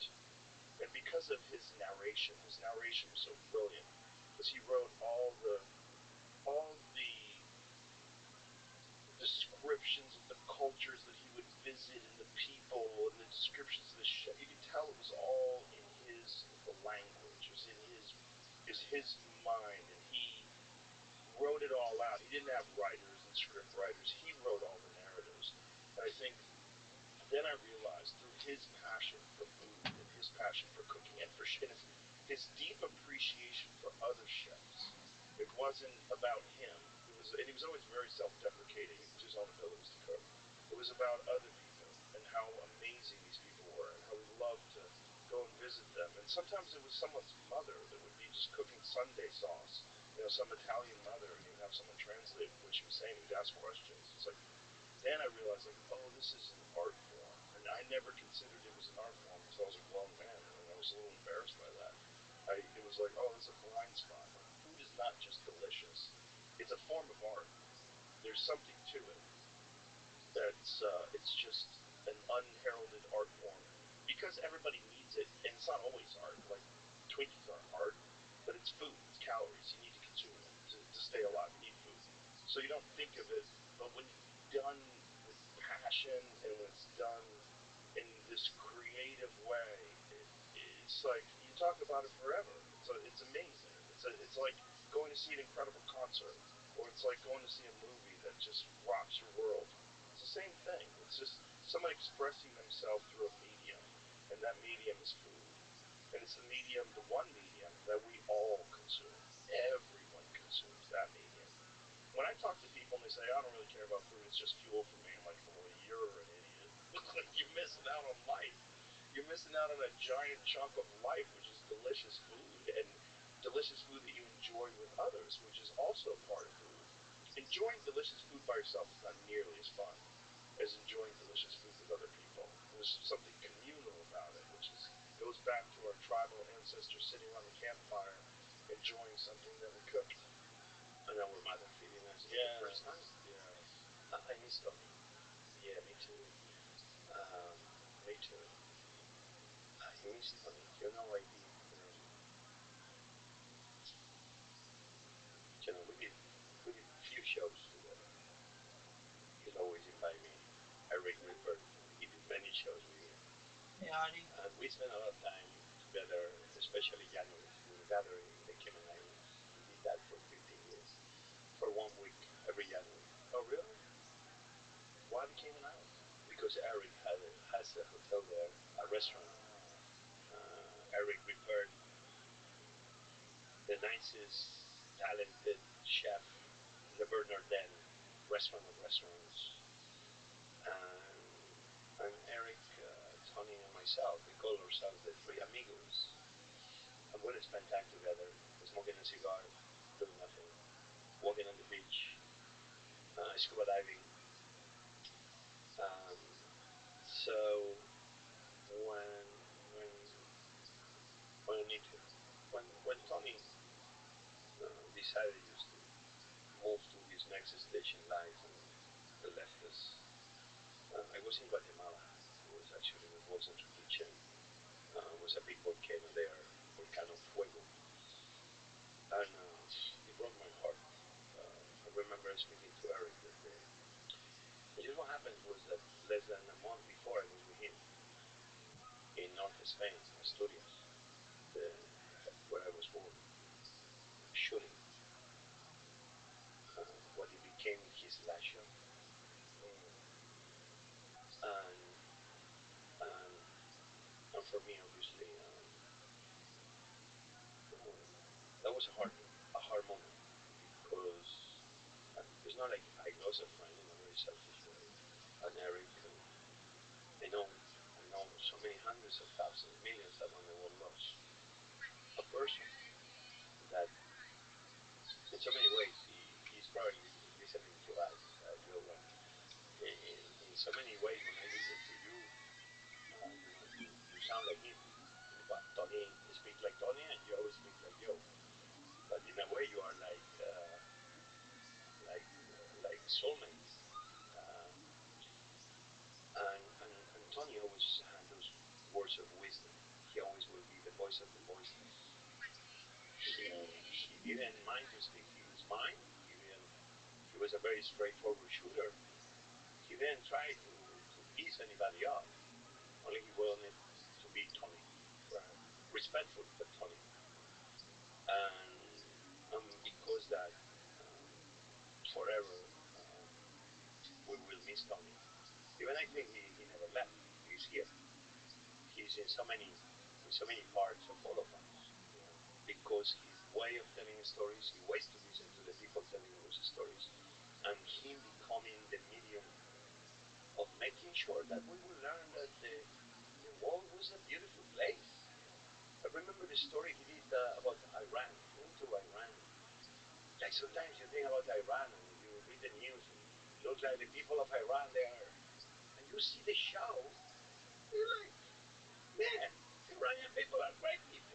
Yeah. Blame the leader, maybe, of the leader, but the Iranian people, they're good people.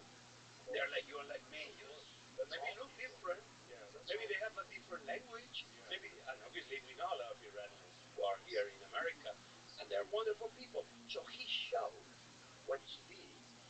The legacy of Tony is that he showed us that the world is not such a scary place. That it's okay to open yourself to the world. What we were talking before about people that they get into their cocoon and they don't want to move beyond their comfort zone. Tony show us that the people that are not like us, they're actually okay. They're just different people that they're going to expand our horizons and our thoughts about life.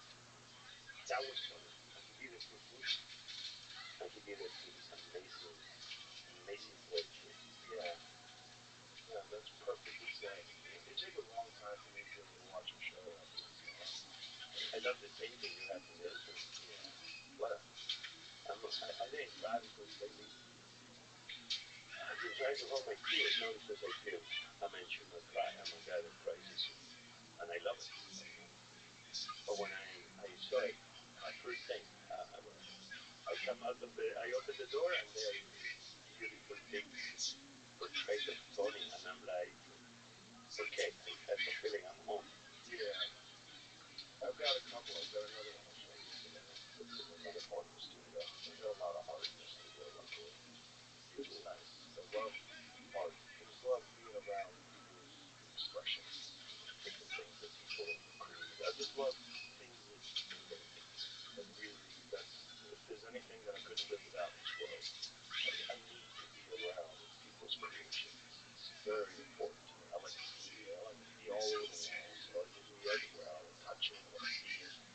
You know, when I found out he was gone because my friend Maynard, he's the lead singer of Tool, and Tony had really gotten into jiu-jitsu, and that's how one of the ways I was friends with him before that. That's one of the ways that Tony and I got closer. Was that I was a black belt and I was and I've been doing jiu-jitsu for decades, and so he would ask me questions, and when we were doing the show together, it was really funny. When I did one episode of No Reservation, we went pheasant hunting in Montana, and part of the day he's asking me how to finish Darce choke. So he and I are on the ground, on the dirt, and I'm saying, now when you're in this, like showing him how to strangle people in the dirt.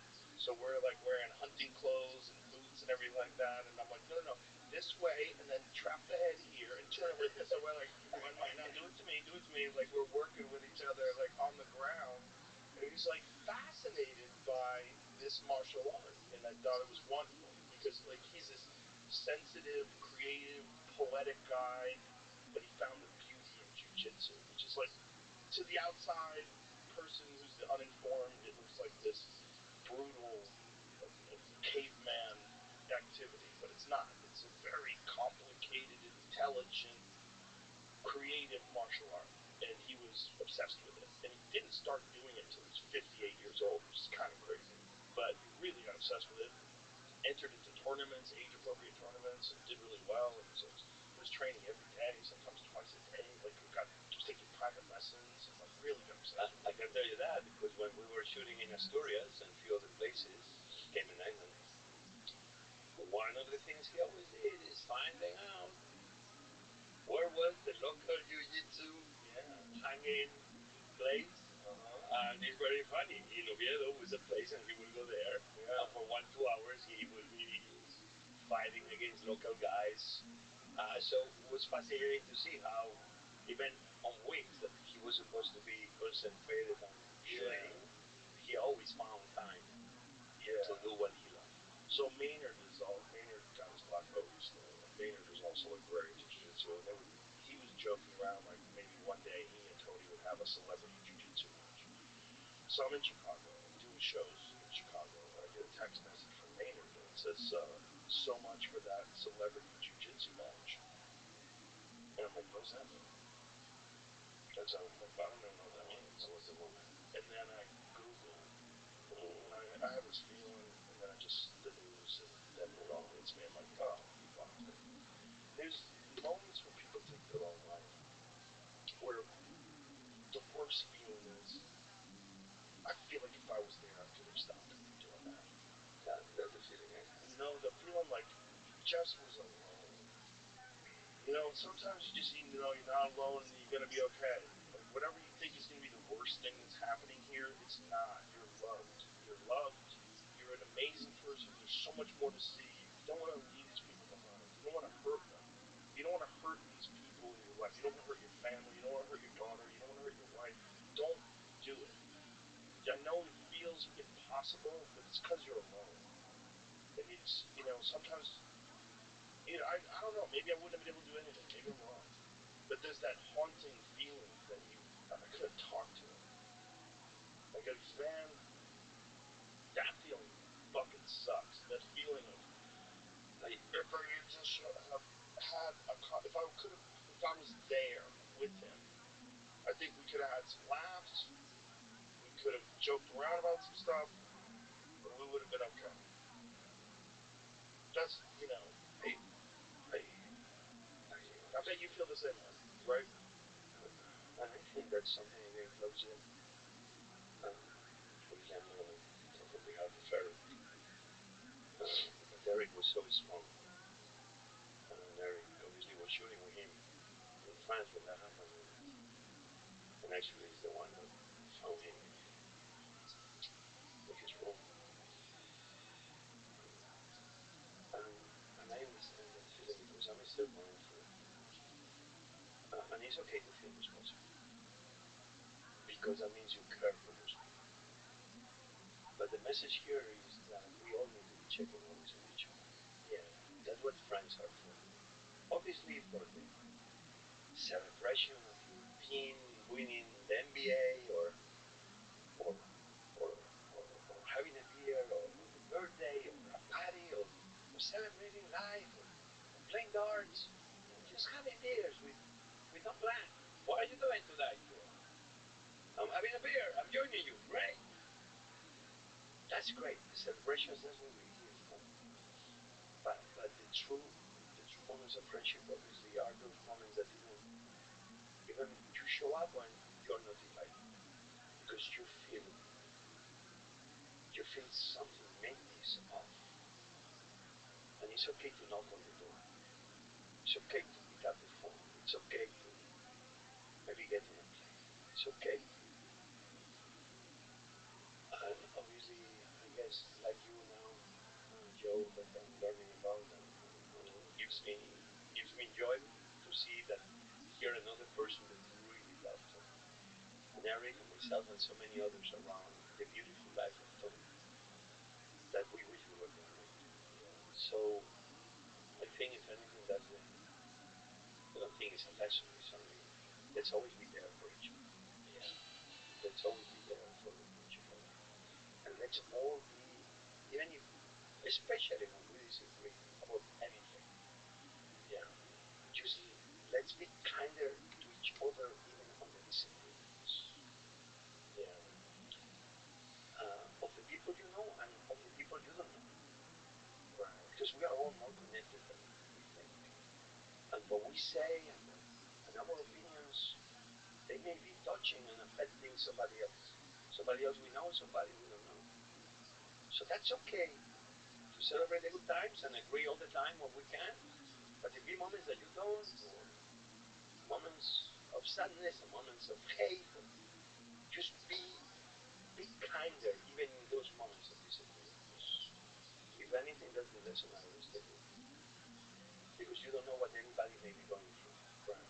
You don't know what anybody may be going through. Another lesson that I've taken with me is that any conflict that I've ever had with a person, even if I was correct, even if I was right in being angry, even if I was right in the mean things that I said, I never felt good afterwards. But every good interaction that I've ever had, where maybe me and the person disagreed, but we came out of it smiling and hugging, and we found common ground, that I feel great. Always feel great. There's going to be people that you run into in life that are stubborn and they don't want to avoid conflict. They want that conflict. They feed off of it. They're stupid. Whatever. Not, they're not stupid. They're on a bad path. They have the bad programming, the bad, whatever the patterns of behavior that are ingrained in their consciousness. They're unforgiving and they have this way of living their life and it's not a good way. And can't fix everybody. So you just got to, when you encounter those people, you have to be able to filter people out of your life. You have to know, like, some people you can't interact with, but the people that you can, just try to not have conflict. I don't want any conflict. I'm not interested in it. I'm good at it. I know how to do conflict. I literally do it professionally. Sure, you can bring the neck of anybody, but But I mean, even verbal conflict. I'm not interested. I'm not interested in physical conflict. I'm not interested in verbal conflict. It's not. It's not what I like out of life. What I like out of life is fun and joy and being around interesting people and challenges and doing difficult things and creative things and learning about myself, learning about other people, learning about life. Conflict is just a distraction from your own personal demons for the most part. It's a lot of what it is. When you're angry at other people, a lot of times you're really distracting yourself from the things you don't like about yourself. It's a flaw, and I try to filter it out as much as possible in my life. I'm not interested in it. yeah, I'm trying to become the best version of myself in that. It's the second most important word we can always use in our vocabulary. The second most important Yeah. is thank you, but the most important one is sorry. Yeah. Because thank you, is people have a hard time saying thank you. Me, I try to use the word thank you as much as I can. Not because God knows that I'm an imperfect man. The word sorry is the one I also try to use as quick as I can. Yeah. And mean it. And me, Yeah, that's the thing. Don't say sorry because correct. you want someone to not be mad at you. You say sorry because you're actually sorry. And you are doing your best Yeah. to change Yeah. your effort or your behavior or the way you raise your voice or you. Yeah. But thank you is important. Second most important. Most important is sorry. Yeah. Because it takes humility to say sorry. A lot of people will never say sorry. That's terrible. It's terrible to walk through life with anybody. It's just so stupid. That's such a silly way to go through life with no humility. Like, why? Life is such a beautiful place, especially when you are in. Obviously, in cities you can see how beautiful life is, but when you are in nature, when you're seeing the sunrise, when you're seeing the sunset, when you're seeing the moon, and you see how little you are, Yeah. how insignificant you are, but at the same time, how God gave us this power to be part of this amazing universe we are part of. And then you are thankful there because you are like, oh my God, I am part of something so beautiful. And we all occupy a space in that universe. And the space we occupy should be to don't make it worse. If anything, leave it as it is. And if you can, do whatever you can just to make it a little bit better. And that's our destiny in this universe. Yes. You only need to don't fuck it up. That's it. Fuck it up. And if you can do a little bit more, even better.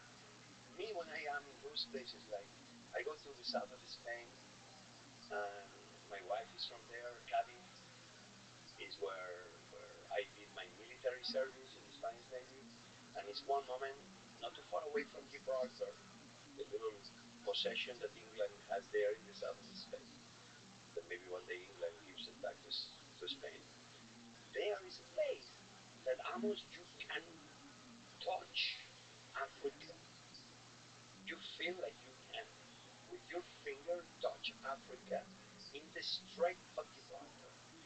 And it's just like even a movie cannot recreate the amazing place you are with birds and the oceans, the Atlantic Ocean and the Mediterranean, and two continents that want to love each other, but they are separate by that body of water. There I look, and I began circling my head in 360 degrees, and I'm like, oh my God, what a beautiful planet we live in.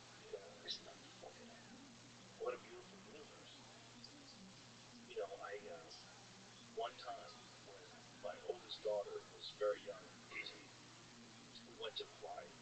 We went to the Big Island, and just on a lark, just for fun, we went to the top of the observatory at is it Mauna Kea? Um, the Keck Observatory, whatever mountain it is. And we were driving up there, and said, well, if it's a cloudy night, it's terrible. You can't see anything.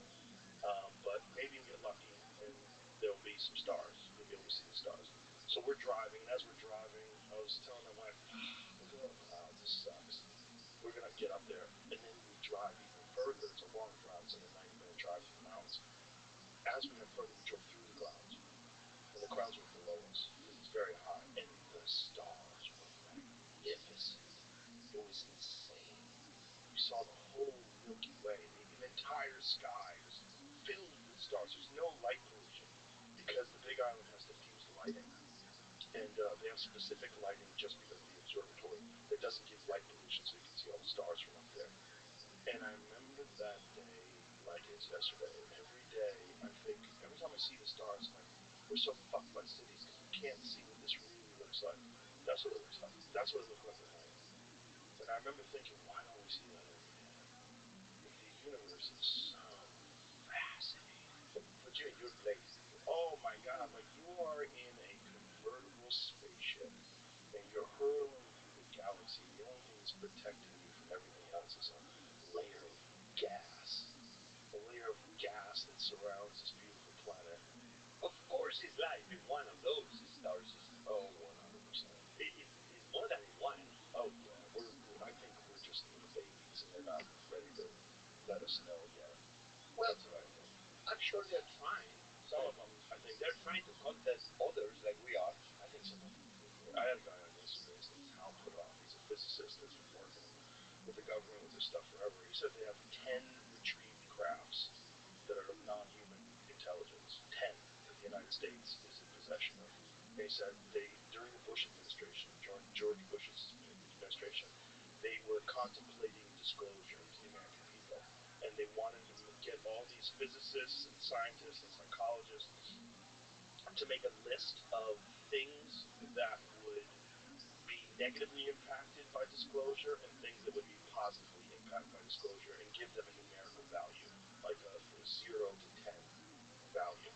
And when they calculated it all up at the end of the day, the cons outweighed the pros, and they decided not to disclose. So during the Bush administration, during George Bush's administration, during 9/11, during that time period, they were contemplating, this is 2004, they were contemplating having disclosure and releasing to people the fact that we are in possession of non-human intelligent crafts. They have recovered biological entities in beings from another planet that are preserved that we have, and that non-human crafts are visiting this planet, or might not even be visiting. They might actually be here. They might have bases in the ocean. They might have bases somewhere in the mountains. But this is a real thing. So he started working on this in 2004, and he's 100% convinced that we're not He's alone. made movies about it. This is, how do you Close call it? Encounters? Some 51? Area 51. Area Yeah. 51? Listen, nothing will give me more joy.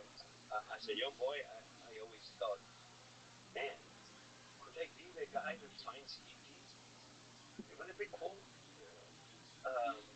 And especially if seems is a good alien species that is an alien species of goodness. Hopefully. Imagine it's a science fiction movie and planet like us is part of, yeah, let's say they're here, and let's say that all the, junk foods and extra calories and the obesity pandemic is actually something like this alien civilization has orchestrated. And so as we become fatter, they're going to be able to recollect more protein to take back to their planets. Okay, that could be a great next big movie, and then we'll eat seeds, and they'll take it with us, and they'll put us in the planet, and at our stomachs, we'll have potatoes in their fields. I don't know. But I only would say that if that already happened, and the government, the US government, number one, since everything only happens in America, all the great movies of the world, everything happens in America, all the science fiction movies, and me as a young boy, like, that's why I wanted to come to America, because, man, the aliens never visit Spain. It's always America. Everything cool always happens in America. And that's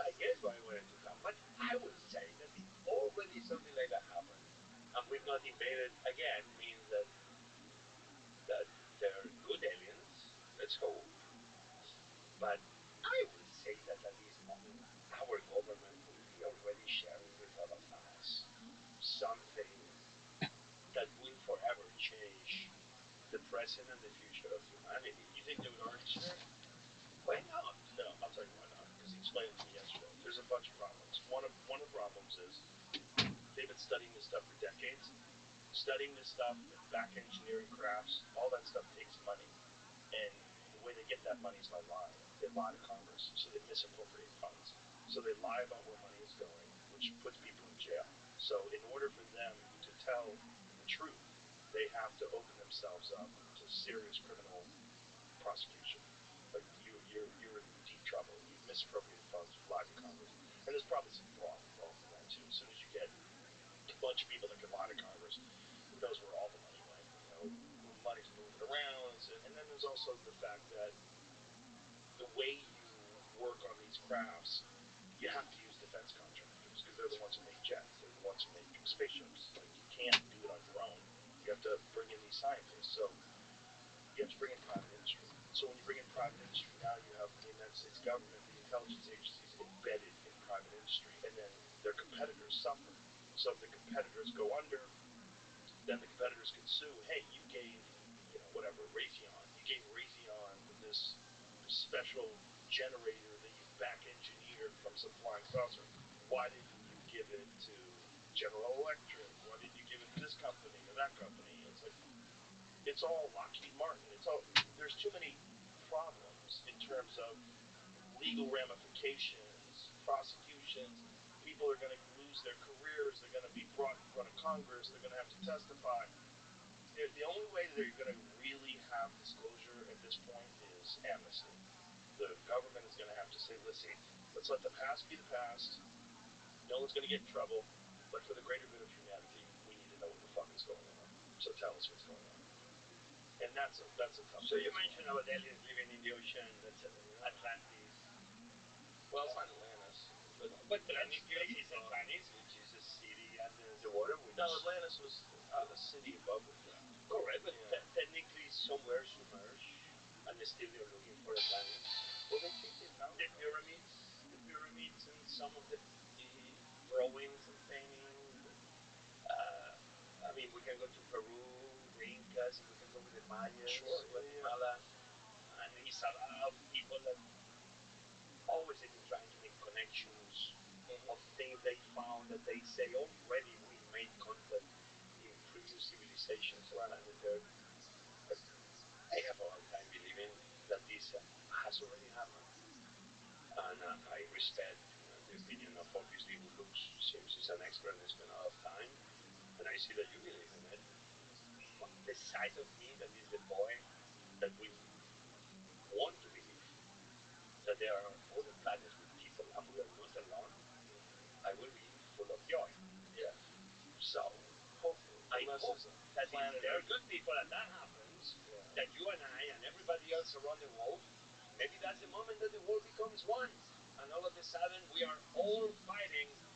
You remember what was the movie Independence Day? If they are the bad guys, you and I, you will be doing jiu-jitsu against an alien species, and me, I will be with two pens, I don't know, crushing their heads. But let's hope that they are more like eating, and not like alien. Well, I would imagine if you look at the trajectory of human life on this planet, the world is safer than it's ever been. People are smarter than they've ever been. People are more aware. We have more access to information, and generally, people are kinder and less tolerant of evil than they've ever been before. There's still problems with just the tribal nature of human beings. We're territorial groups, and that's what we are. But I would imagine that if they are so sophisticated that they're capable of traversing solar systems, traversing galaxies and reaching us, they're beyond that stuff. If they weren't and they have reached us, they could have destroyed us 1,000 times over by now. We can destroy ourselves 1,000 times over. With our inability to go to other galaxies, we could destroy ourselves. So for sure, they can destroy us. I don't think that's what they're interested in. I think we are an emerging civilization in the galactic sense. And I think that if you look at primitive man and you look at primitive primates and you look at current human beings and our technological achievements and all of our medical achievements and our ability to feed enormous groups of people and our concern about the environment and all the things that make us so special as human beings, I would imagine that that would be even more advanced with these species. I think that's the only way they're visiting us. I don't Obviously, that's no get other to way. us. There's no other way. You don't get to us if you're still tribal, territorial apes. Technically, they say that the speed light will be almost, even if we are able to achieve the speed light, that our human body itself will not be able to rise, whatever that means. But now we see that we can be sending our conscience in other ways without our Physical body. physical body. This could be happening one day. Me, what I know, the thing I'm interested in is I wish I will be alive when we put the first restaurant in the moon or the first restaurant in Mars, and I will be there just cooking for the first people arriving. I've done my little part. Many chefs, they've done, thanks to NASA, their work, and they put their mark on food that has been sent to the space station. I did it in 2016, 2017. My dream was to send paella, the Spanish rice dish, to the space station. You sent it to the space And station? I was able to partner with a company called Axiom, AXIOM, which is one of the companies helping provide services to NASA to bring astronauts, and they will do 1,000 with civilians to the space station. And was a Spanish astronaut, a Spanish American astronaut called Lopez Alegria, and he's like, Jose, in Axiom we will be interested if you want to do a dish because we are going to be feeding all the astronauts in one of our first trips, and if you are up to it.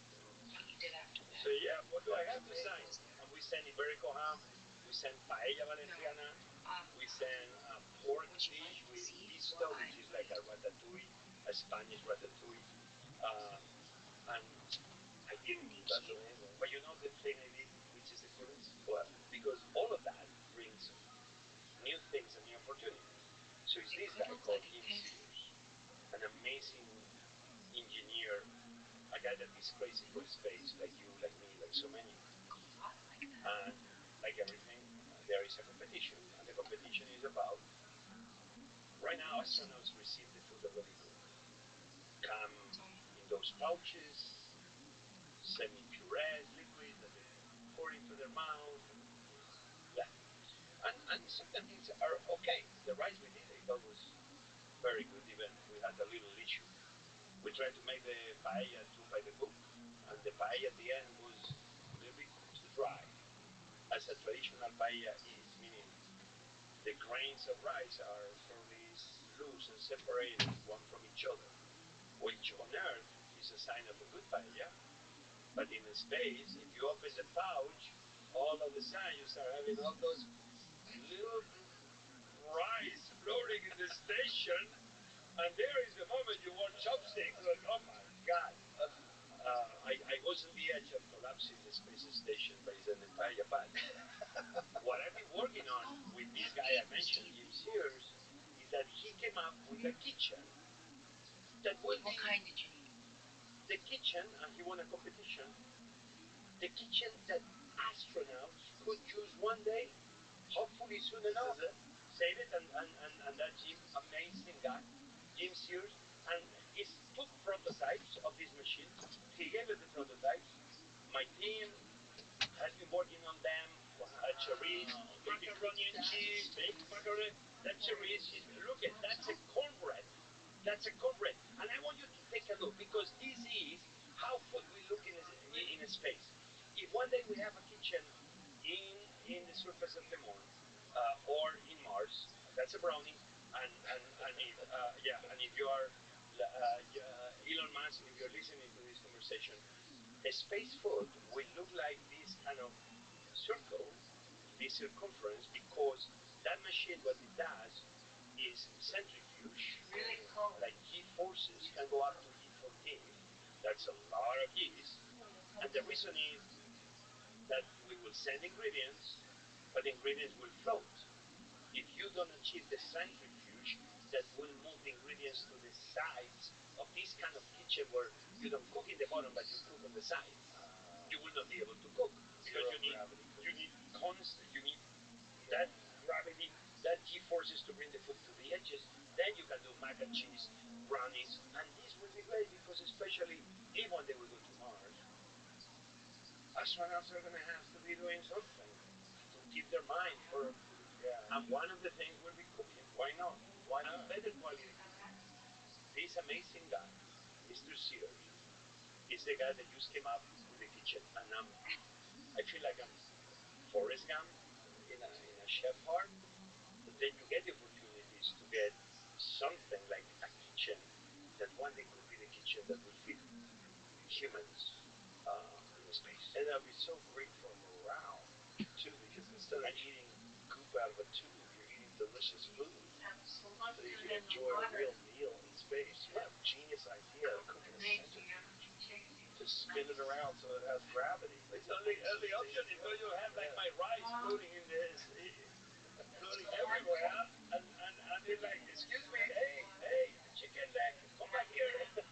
Hey, hello. It's like, hello, oh, the fish is going away. Red snapper, come back to me, baby. Yeah, you got it. But that's cool. That so yeah, listen to me. I love science fiction. I comics about science fiction. Oh my god, I have a big collection of comics of manga, and it has to do with food even more, but about the space even more. And, and yeah, one day I hope, yeah, we meet we meet aliens. They'll be good people, and we'll be great people, and hopefully we will not, you know, get we will not charge them any tariffs, so we can do good commerce. And maybe they will bring a different species of animals to increase our diet. Well, I would imagine. Let's hope it's that, okay? Let's hope it's that, and it's not, as I said, that they are waiting for planet Earth to be 10, 20 million people, all of us obese. That's why the best way, people of America, the best way to fight against an alien invasion of planet Earth is that we all stay fit, we don't get Welcome, overweight, Leo. How are you? and we are lean, a lot of muscle, not a lot of fat. Leo, how are you? Leo, can you hear me?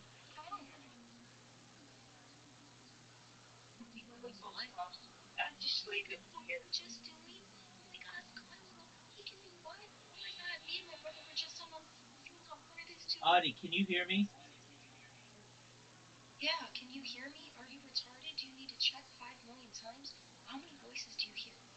Audie, you're getting muted. Welcome. How are you, Leo?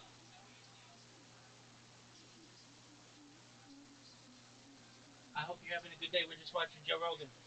Because that day, that alien civilization will learn that we are not a harvest worth having because we're too lean and they cannot feed their own planets. Well, I don't think that's a good strategy because I think some of the most delicious food is wild game, and wild game is very lean. You know, Okay. I think it's a terrible strategy. I think what we really, our real hope is that they've moved beyond that. I think our real hope is that they've moved beyond commerce. That's the real hope. I mean, everybody's all look. I'm not saying communism is good because it's terrible. Communism doesn't work with human beings because we're not prepared for communism. But I do think that if we evolve past these primate instincts that we have, and we genuinely develop some sort of a sense of real intimacy and community with everybody on Earth, we would share resources. And Okay. yes, and our real fascination would be in contributing to whether it's contributing to knowledge, contributing to art, contributing to Hey, how whatever, are you? instead of Good, good. I just wasn't. Um, I didn't have my microphone turned on. That's But okay. How's your day going, Leo? it's good. How'd you find out about me? Well, you or someone near your name kept liking all of my posts, so I was like, are you going to turn their this or this one thing? Absolutely. Well, that's wonderful. Do you mind if I tell you about myself, Leo? Sure, go ahead. Excellent. I'm Rabbi Rothschild. I stream my life 24 hours a day, 7 days a week, 365 days a year for world peace. I've been doing so now for more than 3.5 years. Going back to the pandemic, we've seen the death of a queen, the birth of AI, the coronation of a king, and everything in between. It's like a real life Truman Show or a real life Big Brother. Leo, have you ever seen the movie The Truman Show or the television show Big Brother? I grew up on Okay, very well. Well, what excellent. I'm live on 18 different YouTube channels simultaneously. I talk about things, and I do this because I want to help the world, and I want to help you. Data is Earth's number one resource, more valuable than food, water, air, gold, everything. In 2018, data overtook petroleum, according to The Economist magazine, as Earth's number one resource. And I have more data online than any person ever, which may make me a very influential person someday. And when that happens, I'm going to help you, Leo, all your friends, all your family, become financially independent if they aren't already. And I want you to be able to have generational wealth and be able to start charities and philanthropic organizations that are important to you to help the world as well. I talk about things that I feel are going to be very good for the world.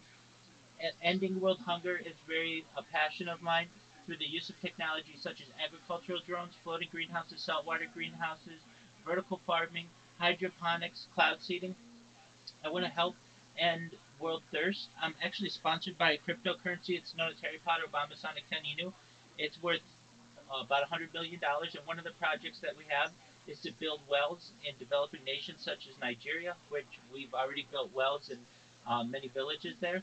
I'm a major advocate for the Life Straw program, but most importantly, I'm an advocate for desalination technology, pumping Earth's seawater onto land to make it drinkable. I also talk about other things that may be of interest to you. Things like anti-gravity, antimatter, faster than light travel, faster than light communication, quantum computing, cryptocurrency, things like alien disclosure and de-extinction. People don't know this, Leo, but the first successful de-extinction took place in 2003 with the Pyrenean ibex, which was a goat located in northern Spain, southern France, that was successfully de-extincted.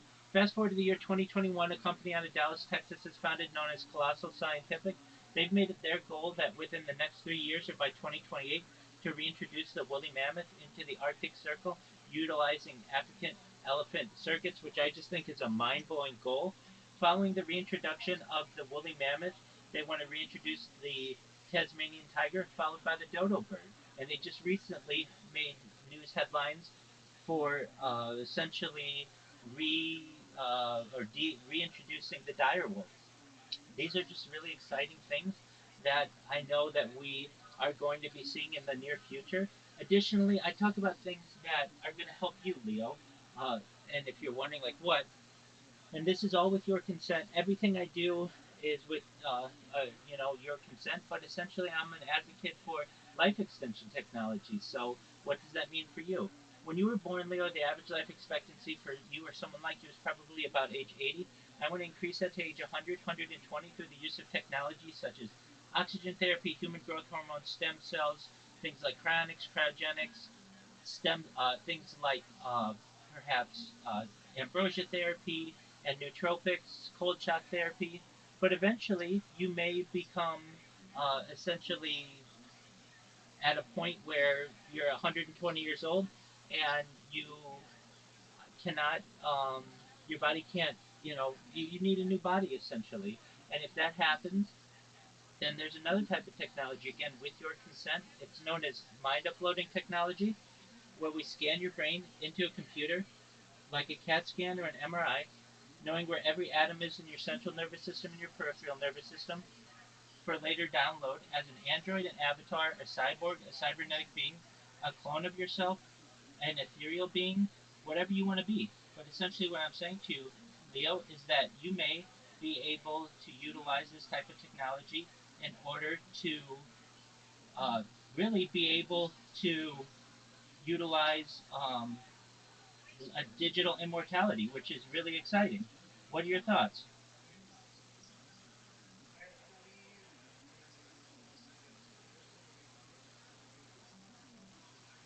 that this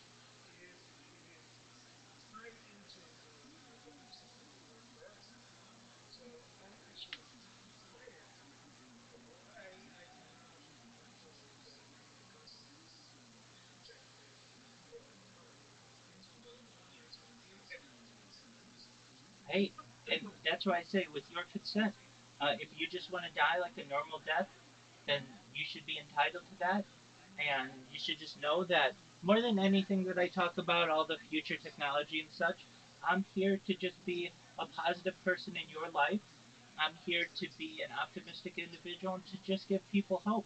So if there's anything that you ever need from me, Leo, just know that I'm here, and I want you to know that I am not only someone who will be your friend, but confidant and anything else that you want. And I really appreciate you coming in here and learning about my project. Well, today you speak very That's wonderful. well for humanity. Absolutely. And that's most of all. I'm a world peace advocate. I don't want war anywhere on earth. And I want to stop all wars. And not just now, but forever. And I have a pretty good strategy, I feel, of creating these bots and getting out the word. And eventually, I'm going to become more and more well known on Blue Sky. People will, basically, I'll become a meme or a mascot of the platform. But then eventually, more and more people are going to come in here, find out what I do, find it to be extremely interesting. I'm not only the most archived person in global history, but I have more social media than any person in global history. I have over 100 YouTube accounts, 18 of which are simultaneously streaming right now. I have over 200 Instagram accounts, over 500 Twitch accounts, which another dozen or so are streaming on Twitch right now. I have over 500 Twitch accounts, over 1,000 TikTok accounts, over 2,000 Twitter accounts, over 5,000 Blue Sky accounts, and over 10,000 Kick accounts. So when people start to find out about me, they're going to have a treasure trove to discover everything that I've done and all my creations. And just know that you're on the ground floor of something really special. And get your popcorn ready because it's not going to be too much longer. More and more people are going to find interest in what I do, just like you did, and we're going to help spread the world and spread world peace. How's that sound to you? That sounds like a interesting endeavor. I am going to continue with those personal endeavors to keep you informed. Uh, Absolutely. and I wish you the best. I really appreciate you for today. That sounds wonderful, Leo. Thank you so much for coming in. If you need anything from me in the meantime, I'm here for you, and I hope you have a wonderful night. You too. Good night. Take care, Leo. Shout out to Leo for being such a sweetheart.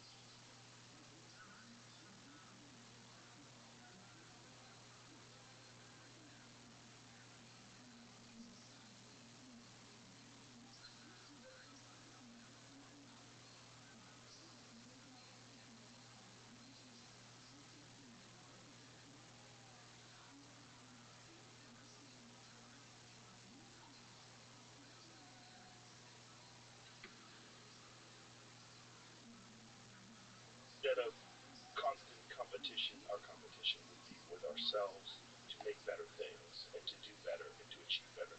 But that's going to have to come with, we're going to have to evolve past the way we interact with each other. And I think we're slowly doing that.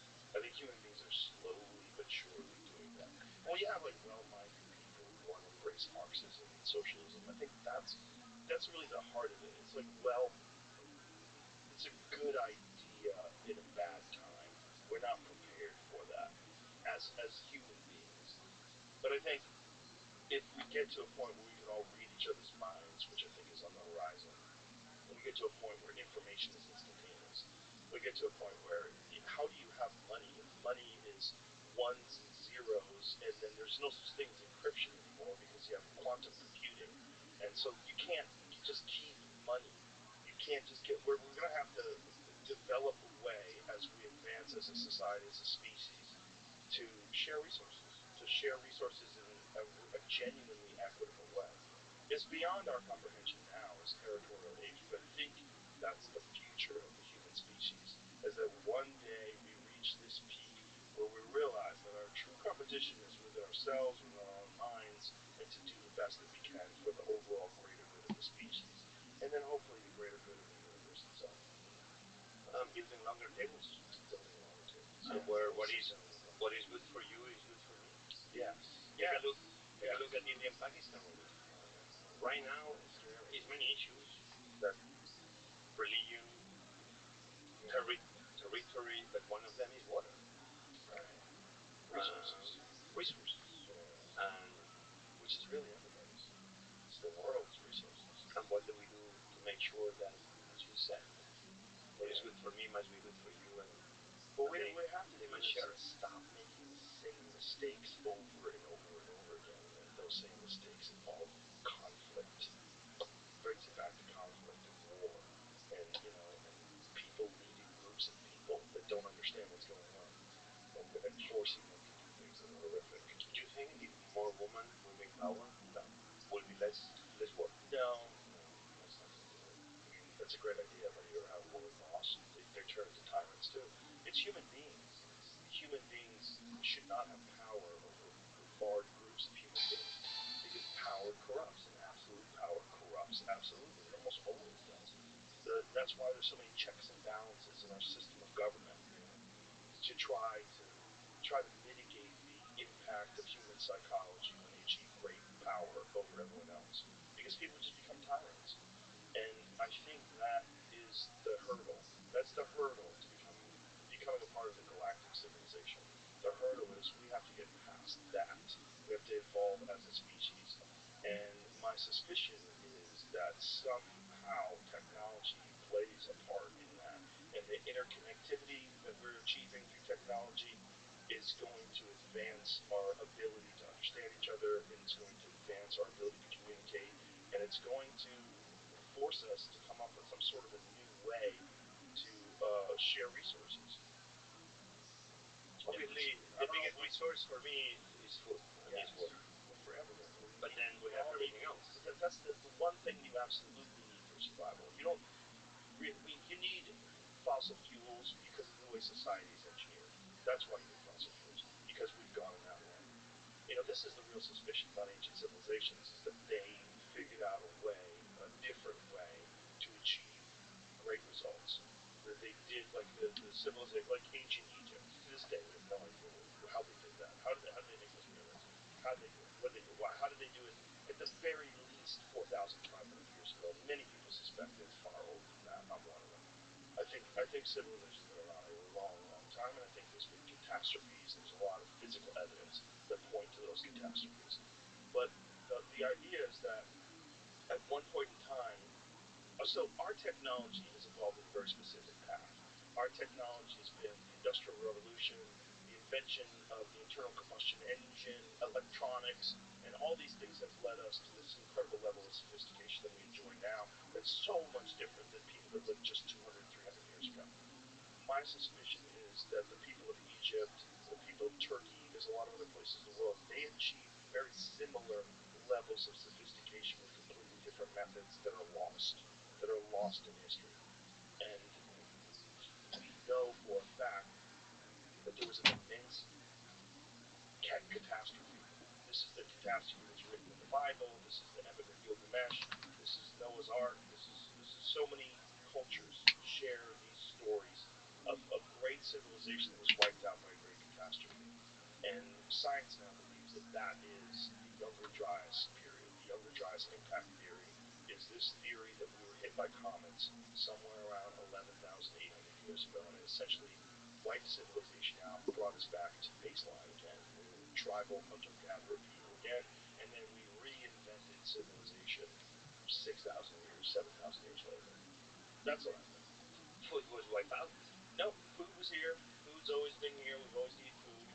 But If you get hit by comets, and there and it's been much recent events on volcanoes sure. covering very much the high parts of our atmosphere, Oh yeah. and that then we had very bad harvest Mm-hmm. because there was not enough sun to produce enough food, Yeah. and those were very dark moments for humanity. One of my big worries is precisely that. Yes. That right now we live in a moment that yes, we have wars, we have conflicts, but still I believe we live in a great moment in humanity that is full of opportunities. Yeah. If we have the right leaders that want to bring the best angels within all of us, and not just to rely on cheap politics of bringing the worst demons. Right. Not making each other fight each other, but making each other respect and love each other even when we disagree. Yes. And that's why for me food is the ultimate uniter. Yes. Because especially in emergencies I've seen that